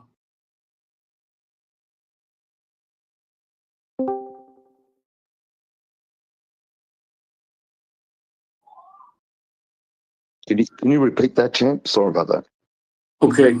Would you agree that the Sunnah is the application to the Quran, and that as the Quran was being revealed, like ayats, so was the Sunnah being revealed? So in the Quran, it does say you got to follow the Sunnat al-Rasul. You got to follow the Sunnah of the Prophet. But my point is that not every hadith can be authentic. No, there's grades. With dates and stuff like that. So the point I was trying to bring up to this guy. Yeah, but everything I read was Sahih, brother. You got to be quiet. You got to be Sahih. quiet. Isonic made a point. Historically, her sister's age is documented. Okay, so that's something that you've left out. And historically, her sister, if you're going to go by her age, Aisha would have been 13 to 19 years old. But you left that out. That's ridiculous. So when it comes to mainstream Islam, wait, hold on, brother. When it comes to mainstream Islam, even the mainstream, like you want me to go to Tasfir? The Tasfir, like Ibn Kathir don't say what you're saying. Ibn Kathir says he married her at 6 and she consummated it at 9. Are you saying Ibn Kathir's a liar? I haven't read that, to be honest. So you haven't read the Tasfir on No. Aisha's age? Do you want me to get it for you? You want me to get you what Ibn Kathir said? I'm also going to document. I'm also going to. I will give you what your sheikhs and what your Tasfir and Islamic scholars say. I'll go get that for you, and you can call them liars instead of me. No. Yeah, that's their point of view. It's not my point of view. It's Ibn Kathir's point of view. Their point of view. Their point of view. So what I'm but you going like to to use them when it's convenient to you. You like to use them when it's convenient to you. The historical person of Asma and look at her age and who documented her age. Because that's a good point Isonic brought up that you just completely ignored. In order to record their age, right, you would have like just biographies on the companions, right, full novels. But we're going to be looking at hadiths, because the hadith, like, in other words, what I'm saying, Islamically, this is what it states. that age, and it was consummated at 9, and that it was permissible for him to do this. That's what the religion teaches. There are Muslims today that are saying that she wasn't that age, she was older. Now, in that, there is a disagreement with Muslims. They're saying no, that's a lie. That she wasn't older. She was this age. So even amongst Muslims, this is an argument. So this isn't just like a thing of Muslims and non-Muslims that are having the conversation. It's conversation around the table with everybody to this day. But if you look at the Sunnah, that's what it says. The hadith about the dolls, that's a legitimate hadith. Yeah, that's a hadith. It's not in the Quran, but it's different. It is what it is. Yeah. But I mean, so, like I said before to this guy, that it's what's in the Quran, hadith are two different things. And about Asma, what Sonic brought up, that's the Battle of Yarmouk is a documented historical fact. So that itself can prove her age if you're going by like Western thought. Do you follow what this? So then, according to what Cuban just said beautifully, you would be having to use history to try to debunk your own religion. I wouldn't be debunking my religion because it's not in the Quran. Because your religion, no, Islam. Hang on. How am I debunking my own religion if it's not in the Quran? Your religion teaches. Hadith is different to the Quran. I tried to explain it to you before. Islam. Why are you wait? Are you trying to separate Hadith from Islam? I'm just saying the final word is. Are you separating Hadith from Islam? I'm not separating. I'm just saying to you the final word is the Quran itself. Aisha is not in the Quran. It doesn't matter. Asma's not in the Quran. Sonic brought up a point that it's recorded. She was in the Battle of Yarmouk and her age was recorded. And that would be contradictory to Aisha's narrative. That would be contradictory to Al-Bukhari's. So I'm saying you can make this real easy. So then you go on the Quran and you look up the permissibility of marriage. Who can be married? At what age she can be married? So, for example, this is a hypothetical. Let's just say the Quran outwardly says 15 years of age, right? And now didn't Muhammad have special permission that other people didn't have? Yes. If Muhammad wanted a man's wife, he had the ability to take another man's wife. Yes, he had certain privileges. Certain things, according to the Sunnah, like for example, sadaqah, charity. The Prophet, according to hadiths, could not accept charity. And there's a story in which they were eating, and I think a child gave him a date to eat, and he couldn't accept it because it was sadaqah. Right, the boy was giving it to him. So, like anyone else that's Muslim can accept sadaqah, right? But yeah, there's certain things that would be permissible for him. But the point I was getting at was this: is that you can't have Quran without hadith and hadith without Quran. Now, if a hadith is contradictory to the Quran, then the Quran supersedes it. And it has to be looked at as far as the hadith of the grade. Is it da'if? Is it weak? Is it fabricated? Is it authentic? Who were the chain of narrators? So all of those things are technical, right? But as far as it being a Sahih hadith, that was the age. So now the question is, what would the Quran say about marriage? And if she's old enough to menstruate, because it says that he married her at an age, but he consummated at another age. Like they married, but he made the consummation, right? So the consummation indicates that she could ovulate. Let me ask you a question, Cuban. Are you familiar with Iddah, like the waiting period? Yes. Before you can sleep with a woman who is married? Yeah, there has to be an observance of her if she divorced. Of 3 months, right? It has to be 3 months. But pretty much when a woman has an iddah, right, that only applies if she had her marriage consummated. Like if a woman divorced a man and they never had sex, there is no iddah. There is no waiting period. You don't have to wait. Yeah. Right? You familiar with that, right? Yes. Okay, so are you familiar with Quran chapter 65, verse 4, where it talks about how there's 3 different terms for 3 different women? So it says, as for your women past the age of menstruation, in case you do not know, their waiting period is 3 months. So you have a woman who's past the age of menstruation, right? Then it says, and those who have not menstruated yet, and those who are pregnant. So there's 3 women, right? It's talking about having an iddah period. The first woman is a woman who's past the age of menstruation. The second woman is a woman who hasn't menstruated yet. And the third is a woman who's pregnant. So my question to you is, what kind of woman hasn't menstruated yet? What does that mean to you? Well, and this is in the Quran. From what I understand on that, that was talking about a woman of age to marry, but she, like, for example, let's just say an 18-year-old, but she still hasn't menstruated. What type of 18-year-old hasn't menstruated? If they have an issue in that area, yeah. Some women ovulate too much for too long.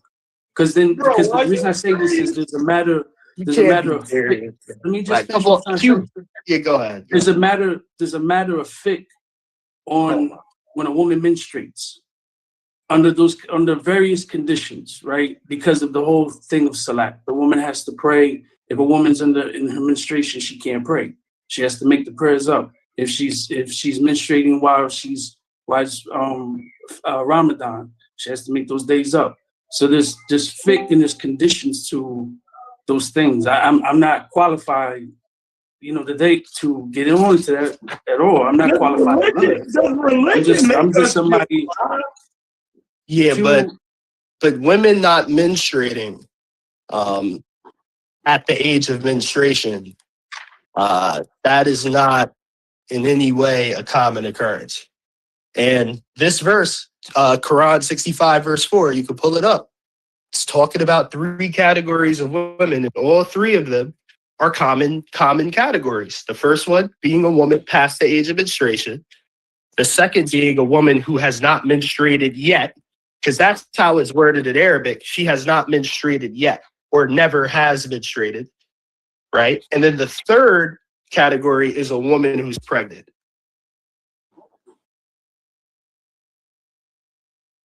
There's an iddah period for those 3. So if there's an iddah period for a woman who has never menstruated, right, that means somebody touched that girl who hasn't menstruated yet. And that's in the Quran. And I'm just trying to explain that. I don't have no explanation for that. Then say the truth. Then say the truth. Then all I'm saying is the argument that Ashley was bringing was that in that case of the Quran superseding hadith is when the hadith is found to, like, for example, give you an example. If you had a hadith if you had a hadith that talked about Samson and Delilah, right? What's that great hadith? Like the Quran may have not mentioned a Samson and Delilah, or something that could be a little obscure or off. That's when the Quran would be above it. But I'm in agreement with you that is what the religion teaches. That she was that age that they married. She was that age. Yeah, and I brought that verse up. Hold on, Truist. But the whole point of this, because I don't want to get into a bashing Quran session. Would you agree? No, I'm not saying that. But what I'm saying is, would you at least somewhat back off the fact that an Islamic State has to follow this shit 100% in order for it to be an Islamic State?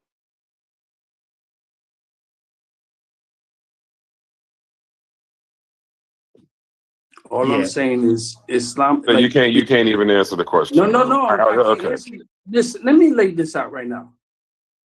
In case y'all don't know, I have a high respect for Islam. I no longer practice the religion. Do I have a love for the religion? Absolutely.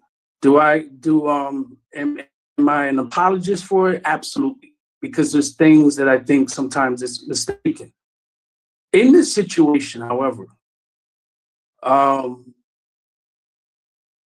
not a fan of it. Okay, that's just me. But when I speak on things, I'm just directed from what the religion teaches. What I think doesn't matter. If this is the subject, this is the subject. But the religion teaches she was a young age and was consummated at 9 years old. Now, You know, you why? still ain't answered. You didn't answer my question. You just started I telling mean, me I'm about not- your I love just and told what you you I'm practice and all of I'm that. not feeling that aspect, but to be You're not real, feeling what aspect? I'm not feeling young girls being married and all. So then you would agree Yeah, that an Islamic State cannot follow it 100%. But what I'm saying is that if they're gonna follow the Islamic State, it has to be what the religion says. Now, the religion doesn't say that a man can go out and marry a little girl, right? Doesn't say that. He married a little girl, but they have to believe that their prophet married a little girl at that age. Yeah, because that's a part of because he did it, but Cuban, what you have to be honest about is because he did it, and it wasn't said like him doing that was something only Muhammad could do. Like, because there are things, right, in Hadith that make it clear Muhammad has certain privileges, right? But that was not something that was a certain privilege to him. So anything that isn't a privilege to Muhammad as a Muslim following in his footsteps, it is permissible for you to follow. You have to be honest about that. Unless it's explicitly stated, this was some sort of right granted to Muhammad as a prophet of Allah. You as a Muslim are supposed to see his walk as something permissible for you. Well, if it is the case that it's permissible in the religion for a man to marry a girl that age, then that's what the religion teaches. I mean, that's what it does. That's what we just. So if that is for an Islamic State to be an Islamic State in your eyes, that's what they'd have to practice. That's following No. Since you won't answer the question, I'll answer it for you. No. You don't have to practice. Listen, a man can have up to 4 wives, but if he knew best, he would have one. That's not what the Quran says. It's permissible for a man to have 4 wives. I'm talking about a 6-year-old girl. I'm giving you an example. I don't want the whatabouts, bro. You don't walk me all over the Quran. Just answer the question. I'm answering the question. But just because something's permissible doesn't mean the Muslim has to do it. I agree. We understand that. Stop telling us what we understand. What I'm saying is your original point was this. They're not Islamic states because they don't follow Sharia law 100%.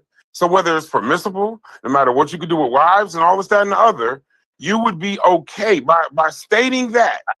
In order for it to be an Islamic state, it would have to be permissible to do that with a 6-year-old. No, what I'm saying is that if it's an Islamic state, then let it be an Islamic state. I didn't say I was okay with anything because you also all right. Can we talk about something else? Yeah, apparently I get what you're doing, but you're not being forthcoming, and now we're in the loop. We're not being forthcoming. Listen, I'm not with it.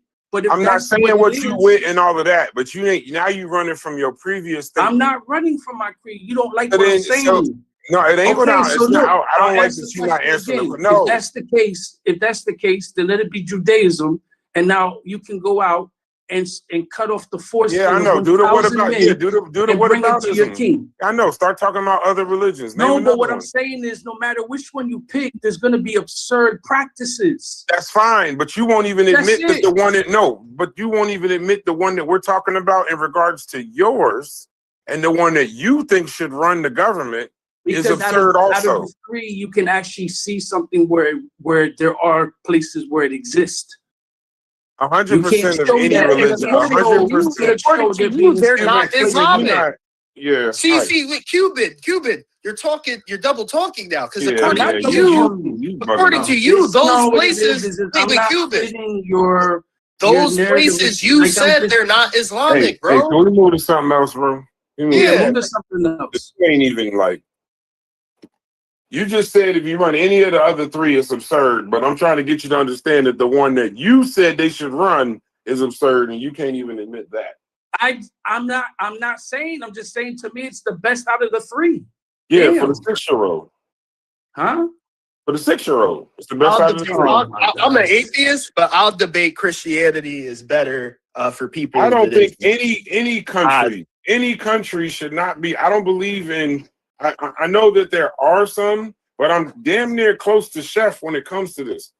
In 2026, I don't know if we should even be going that route of some form of 100% religious state or country. It's problematic. But it becomes very problematic when you start trying to enforce some of these things in these books that are old as time. It becomes problematic. It becomes very problematic. I'm not with nuking nothing, but some of that shit you do not want people growing up underneath an 100% any religious book. Yeah, that's why the separation of church and state was so important. Like they understood that centuries ago, and somehow in 2026, right, we acknowledge it being wrong for a certain religion to have a religious state. Meanwhile, we're still advocating for another religion to have a religious state, where they already have like multiple religious states, and the one you're crying about doesn't even have a single religious state at all. Brass, I'm gonna say this. Yeah, go ahead, I agree Asana. with you. I agree with the comment you just made. But at the same time, Iran, they consider themselves a Muslim state, right? Yes, Islamic State. Yeah, and I don't know if it's the same thing. That's the only reason I'm correcting you.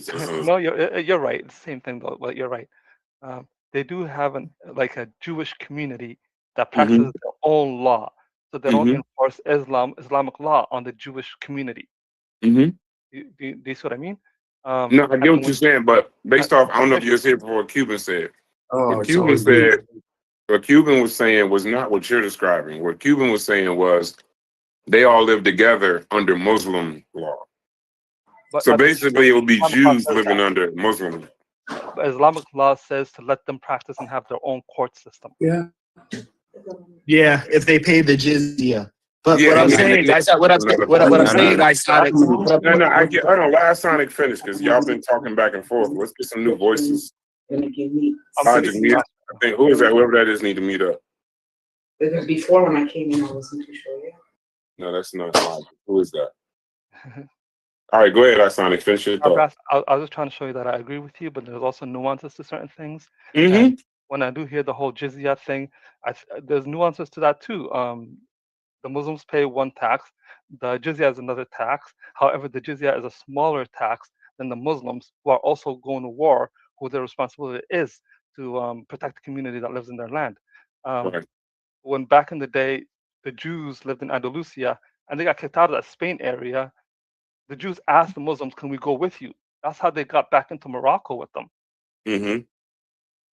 They actually worked with them, and they lived in Morocco. Most of them still they have had nowhere to in go, Morocco. bro. So at the end of the day, they could have stayed there and got slaughtered by the Christians.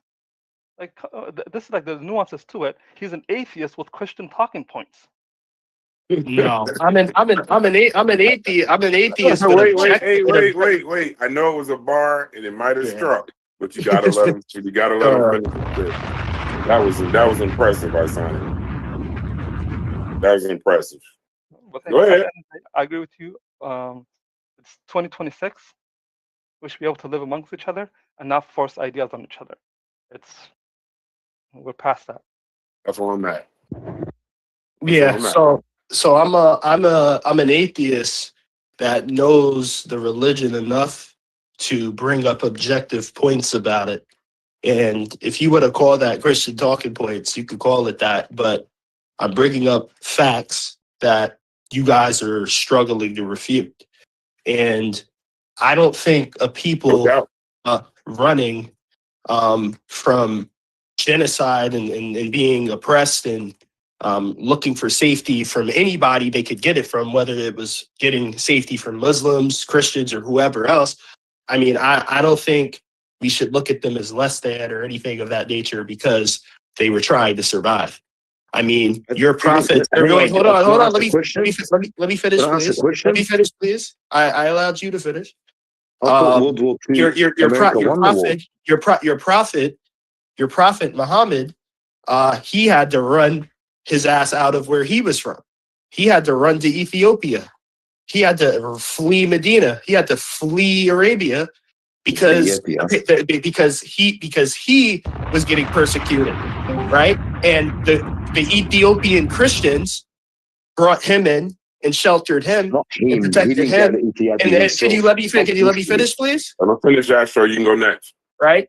And look, I don't look at him in any way for doing that. He was trying to survive. Him and his people were trying to survive. And whether it was Christians that brought him in, Jews that brought him in, or whoever else, he was trying to survive. So I really don't like those kind of talking points because we're kind of removing the humanity of people trying to live and survive. And lastly, brother, I hear you guys keep talking about how Jews and Christians were living in peaceful and harmony under these Islamic states. And I don't deny that, right, to a degree, right? But I'm saying, why when someone suggests the inverse happens, it's a problem. Like when someone suggests, okay, let's do the opposite of what you're saying. Let's let these people have their religious state and you guys can live in peace and harmony under their Jewish state. Why, when we say, let's do what you did, but just the inverse of it, it's a problem. Go. Why does it bother you so much? Can I bring up a point? Yeah, go ahead, Astro. Yeah, okay. So World War II, I'm 100% that they won the war. So what were they running from? What were they running from if the war was won? I'm just trying to correct that. The question, or you want to talk? So these people migrated to Palestine, and the people living there were forcefully driven out of their homes, close to 700,000. And he's saying that they're running from persecution when World War II was won. There's no Nazis left. But it's not about that. We're talking about 2026. The point we were bringing, if you're going to have one religious state, you've got to consider other religious groups within that state. Having one state with different religious beliefs. And right now, there's Arabs that live in Israel that are not being treated equal to normal Israelis. So that's happening right now. It's already a Jewish state, and there's already how many 2 million Palestinian Muslims, and there's some they are not equal to a Jewish person in Israel. Yeah, brother, I don't think that's right. If that's happening, if that's happening, right? I'm not saying I don't believe you. It is happening. You're probably correct. But I am correct. I don't think. Wait, okay. I'm giving you that. What were they running from? This is a question I want to ask you. Brother, I'm answering your question. I don't agree with that. I think that if that's happening, there should be intervention to make them stop. But I don't think the solution to that is saying now we need to strip your religious state away. No. I think. Wait, hold on. I think they should be allowed to have a religious state that is treats everybody, no matter what their religion is in their state, fairly. just like the Islamic countries do. But it seems to be. Wait, hold on. Let me finish. It seems to be what you're suggesting.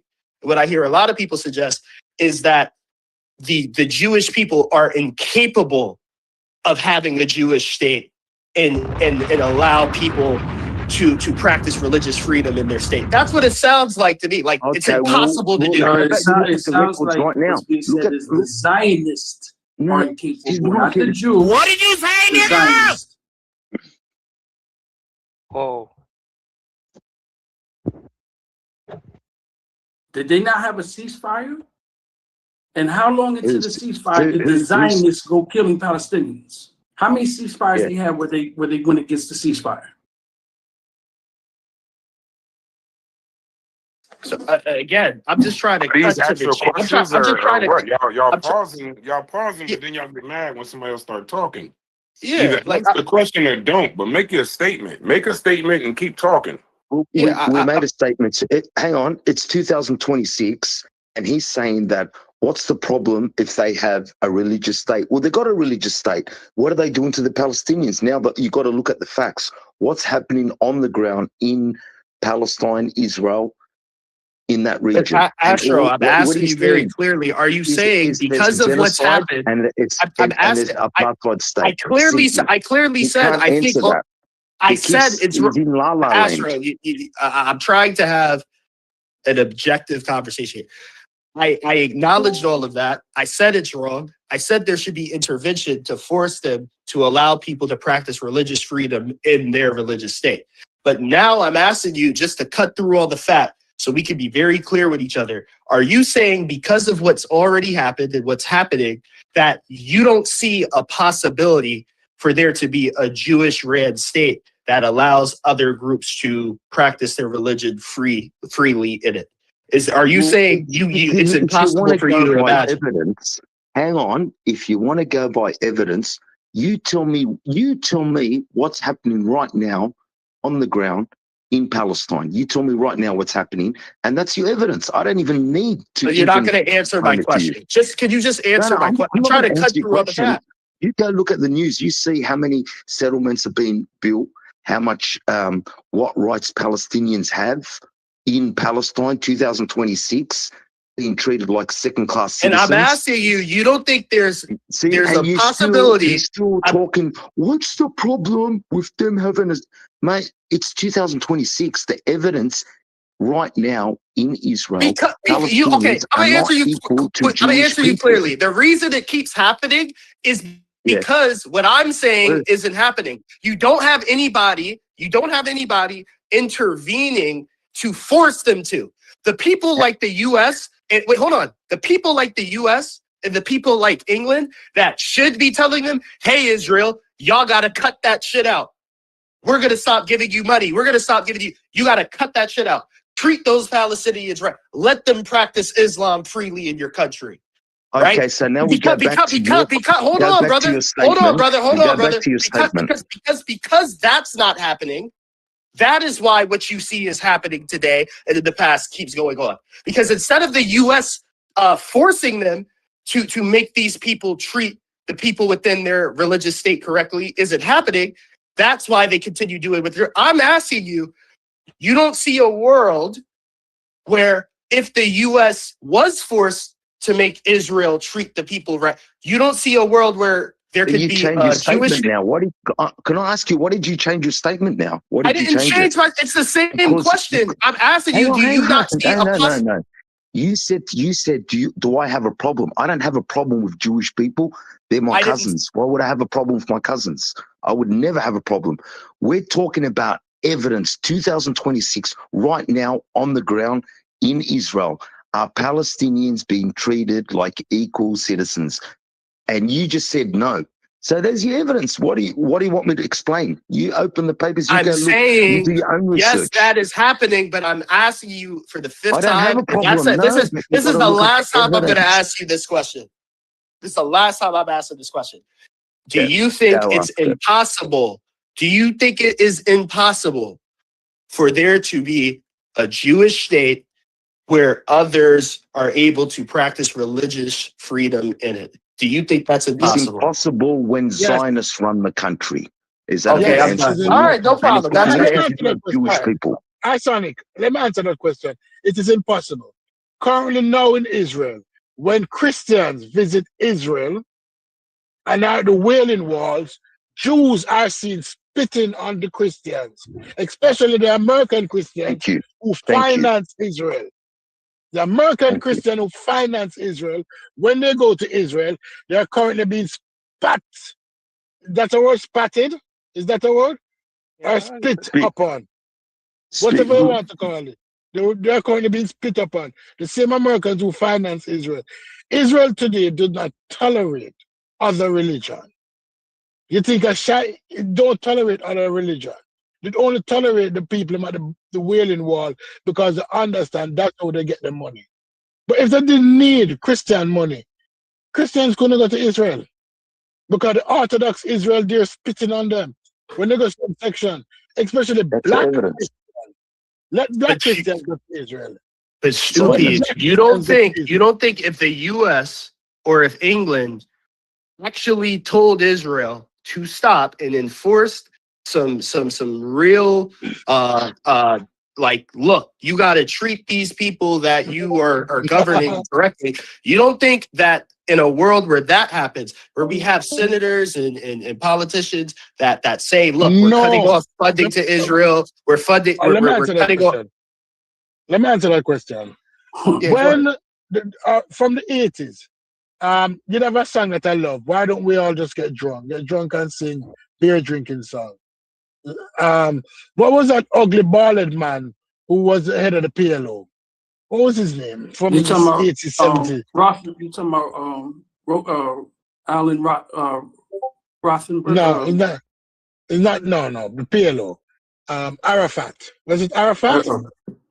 Yes, Arafat was Arafat. PLO in Palestine. Yes, PLO, Palestine. Yeah. When we look at it, when the two-state agreement came about, Israel agreed to it. When Israel agreed to the two-state, they had backdoor dealing with the settlers. When they use the word settlers, don't let the word settlers fool you. Settlers are Israeli. So to the front of the world, they were saying, okay, we will give these people the shitty part of the land, and we'll take this part of the land. But then they said, no, we also need the land.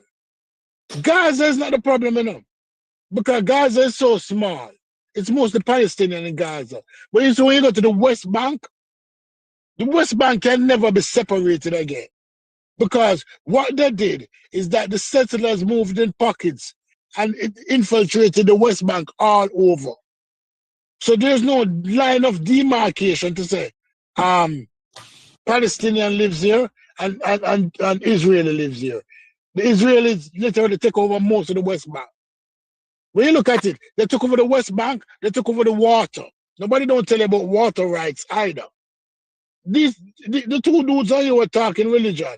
I would say to them, so when they bring up age, I would say how old Juliet was in Romeo and Juliet, how old Mary was. Let's go back to medieval times. What was the average age a girl was being married in medieval times? Between the ages of 8 and 14. We know that from history. So if you bring up young girls during that time, that was a norm across the world. That young girls were used as tools. Hamas, I'm Stupies. Do you know what the PLO is? Palestinian Liberation Organization. Do you know what Fatah is? Do you know what Fatah is? No, tell me, educate me. Because I know what the Black Panthers are. You know what the Black Panthers is? Yes. So in 2006, right? In 2006, do you know what happened between the PLO and Hamas? In 1949, when Israel, did you know what happened to the Palestinian people in Israel when Israel went and pushed them out of the houses? Why are we answering my question? No. Because what you're doing, you're being disingenuous. You're I'm acting not. like the Palestinians are the only aggressors. I'm really you not. Ask me that question. I'm really not. You ask me that question. I'm really not. You ask somebody who studied the matter to yeah, answer. so I'm asking you what happened in 2006. What you're tell doing us is what making the happened. Palestinian. Tell us what's happening. Tell us what happened. You tell us what's happening. And the Palestinians did what? Hold on. The Mm. PLO, the Palestinian Liberation Organization, right? Mm-hmm. They were one political faction amongst the Palestinian people. They are more about secular nationalism, right? And they're the ones that to this day are still trying to push towards a two-state solution with Israel. Hamas, it was also at this time a political, and it still is, a political organization of the Palestinian people. In 2006, right, for the first time, Hamas won the election against the PLO. Hamas, their politics is more about Islamic nationalism, right, as opposed to secular nationalism, and they don't want a two-state solution, obviously. So when they win the election in 2006 against the PLO, right, because the people of Palestine majoritarily decided they wanted to go the Islamic State route, this is where you have a full-blown conflict, like tidy battle between the PLO and Hamas has controlled the Gaza Strip ever since. All right. All right. Let me say something. All right. You said that. You said that to say what? You said I'm saying that to say when you try to talk like the Palestinian people have some uniform political ideology that all is completely in line with Hamas. I'm saying the PLO/Fatah, which still exists today, is a political movement within Palestine that is still actively trying to negotiate two-state solutions with Israel. All right, don't cut me no more. Don't cut me. You can't cut me no more. Because you know what you just did? You see, when I was younger, I used to be in politics, grassroots level politics. I need everybody to understand that when stupids talk from experience every fucking time. I used to be in grassroots politics. And when you belong to groups, how you can find infiltrators and collaborators, and that is what I'm calling you, is that when you're speaking and you start talking facts, they come and they interrupt you with trivial information to throw you off your way and to introduce new topics into a conversation. And that's what you just did. You did a collaborative move. Dude, I don't trust you. I don't trust you. I don't trust you farther than I can. I don't trust you as a black man in a group with other black men. Because how you argue like a collaborator. But I done with the Palestinian argument. Because I wish the Palestinians would get brave enough to burn that shit down. Because that's the only answer to the question, the Israeli question, is that the Palestinians have to rise up one day and just burn the shit down. Just like how black Americans were willing in the 60s and 70s to rise up and burn the shit down. Sometimes burning the shit down is the only solution. When you're up against very powerful people. Black people did it. All over the world will understand that we need to burn the shit down. And that's what you have to do. I think it's very black grassroots of you to get all antagonistic with another black man over the internet because we disagree. We disagree over a political issue. We disagree over a political issue on Discord. Mr. Pro Black Grassroots is antagonizing a fellow black man. Someone that could be his son, probably. I mean, that makes perfect sense. So, in other news, let me say one the thing. Israeli government was involved in the assisting or empowering the Palestinian political and military organization Hamas at various points in history. This support continued during and in spite of active military hostiles between the two sides. So that should raise questions. Cuban, let me add to that, please. He gave a good point, like timeline with the dates and everything. But what you said is big. Israel is connected to Qatar. They allowed Qatar to fund Hamas in order to break up the PLO, so there would be no unity within the Palestinian groups. So then Israel used that. So they created the division, Later on, they kept the chaos going, and that's how we got to where we are today. So you got to see the full picture. So who supported Hamas with financially? Qatar. Who allowed them to bring in the money? Israel. Sada, could I ask you, when you say create tension between the PLO, at what point was the PLO not like pushing for a two-state solution? At what point was the PLO pushing for an Islamic State like Hamas is? Because from all of my assessment of the situation, the PLO as a political movement has always been secular and has always been working towards working and negotiating with Israel. And Hamas is the political party for Palestinians that have the opposite view of that. So at what point are you saying the PLO was thinking like Hamas thinks? I never said that. What I was trying to show is when the PLO would have been able to unify and work with Israel for the two-state solution, Israel does not want the two-state solution. So what they did was they allowed Hamas to get funding so they can take over at least one part of it, which creates division. The PLO would have the West Bank, Hamas would have the Gaza Strip, and then later on, you fight the one group while you're funding them in order to make sure there's no unity, and at the same time increase the settlements in the West Bank so that you can take over that land, and there's no way to split it, which Stupi's pointed out. So at the end of the day, your two-state solution is a talking point used by the West in order to keep saying that until they have enough settlements. So is the PLO? So is the Palestinian Liberation our organization? Are they the West? Is the PLO the West? They're in the West Bank. No, but I'm asking you, is the PLO, right, which is a Palestinian political movement and party, is that the West? I notice I'll make a point, and you'll come up with a random question that has nothing to do with the topic. You literally just said the West. You said the wait. I saw it. Like we're cool. You said that the West is pushing for a two-state solution. You also said the PLO has been pushing for a two-state solution. So then I'm asking you, are you suggesting that the PLO is the West? I never said that, but let me finish. Huh? This is recorded, right? You know what? I think you're trying to teach today. Go ahead. Yeah, this is recorded. All I needed to know, this is recorded. I'll make sure. But go ahead, I saw it. Go ahead with what? You know what's just happened right now? You throw in a question because you try to use that Hamas talking point, and I showed you where the funding comes from, how the breakup happened, and you're like, well, now let's. Yeah, but you're ignoring that the PLO.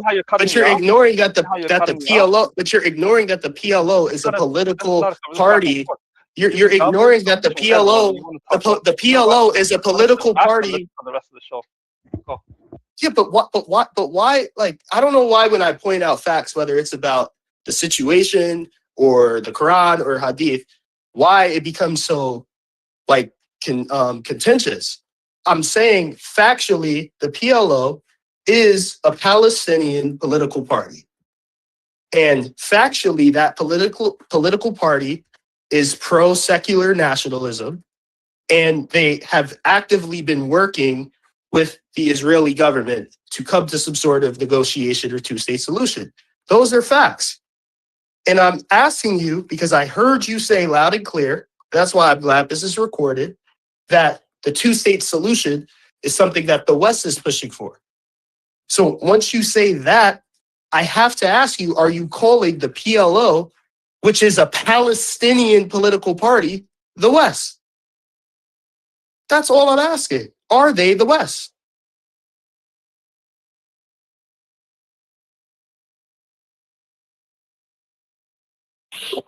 Yeah. I think that's run its course, maybe. Yeah. Brass, there's no point in me responding because every time. Yeah, we're just gonna be in a loop. But it is recorded if y'all want to look at it. I think it's a good conversation. I've seen this conversation with people that actually do policy go way worse than what we did it. I think we did it with a certain level of good discourse. So I can at least appreciate that and applaud the discord. Do y'all have anything on the topic? I know the majority of everybody else is listening. Do y'all have anything on the conversation? Corey, you got anything? Chef, you got anything? Logic, any of the other people that's on mute, or do y'all have another conversation before I end the show? I'm getting a little sick of seeing Cuban get his head kicked in. Truist, by the way, I appreciate everything you brought. And if you ever don't want to, take on the entire Discord in the conversation, I will I'll definitely oblige you and see if we can move it to a conversation everybody could talk to. Anybody else? Everybody going once, everybody going twice. Y'all have a good evening. Hey, y'all got the chance to do the conversation. Huh? What? I said salam. Oh, okay. You did a great job, bro. I don't know what you say, brother.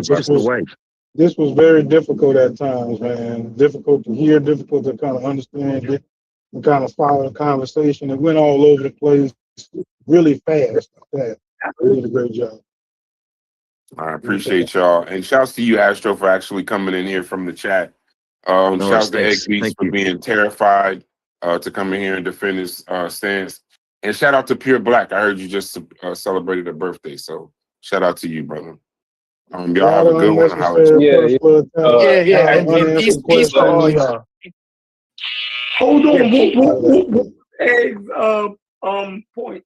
What was Egg's position? He said we carrying the white man's water. He was gonna come in here and show us how it's done, but he never really specified what the fuck he was talking about. He just talked shit and kind of. He kept saying the link was expired, even though it wasn't.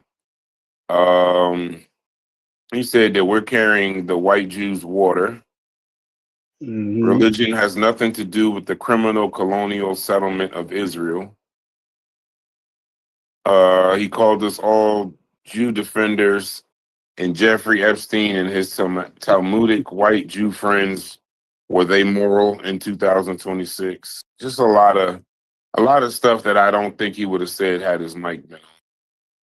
Yeah. How are the victims of the white European slave trade rooting for the white man to colonize other people? This is crazy. Yeah, And he no, said that this is a conversation. that's their business. Who gives the whites or America the right to determine how Arabs live? Yeah, no, this is a conversation I have a lot with my peers in my everyday life.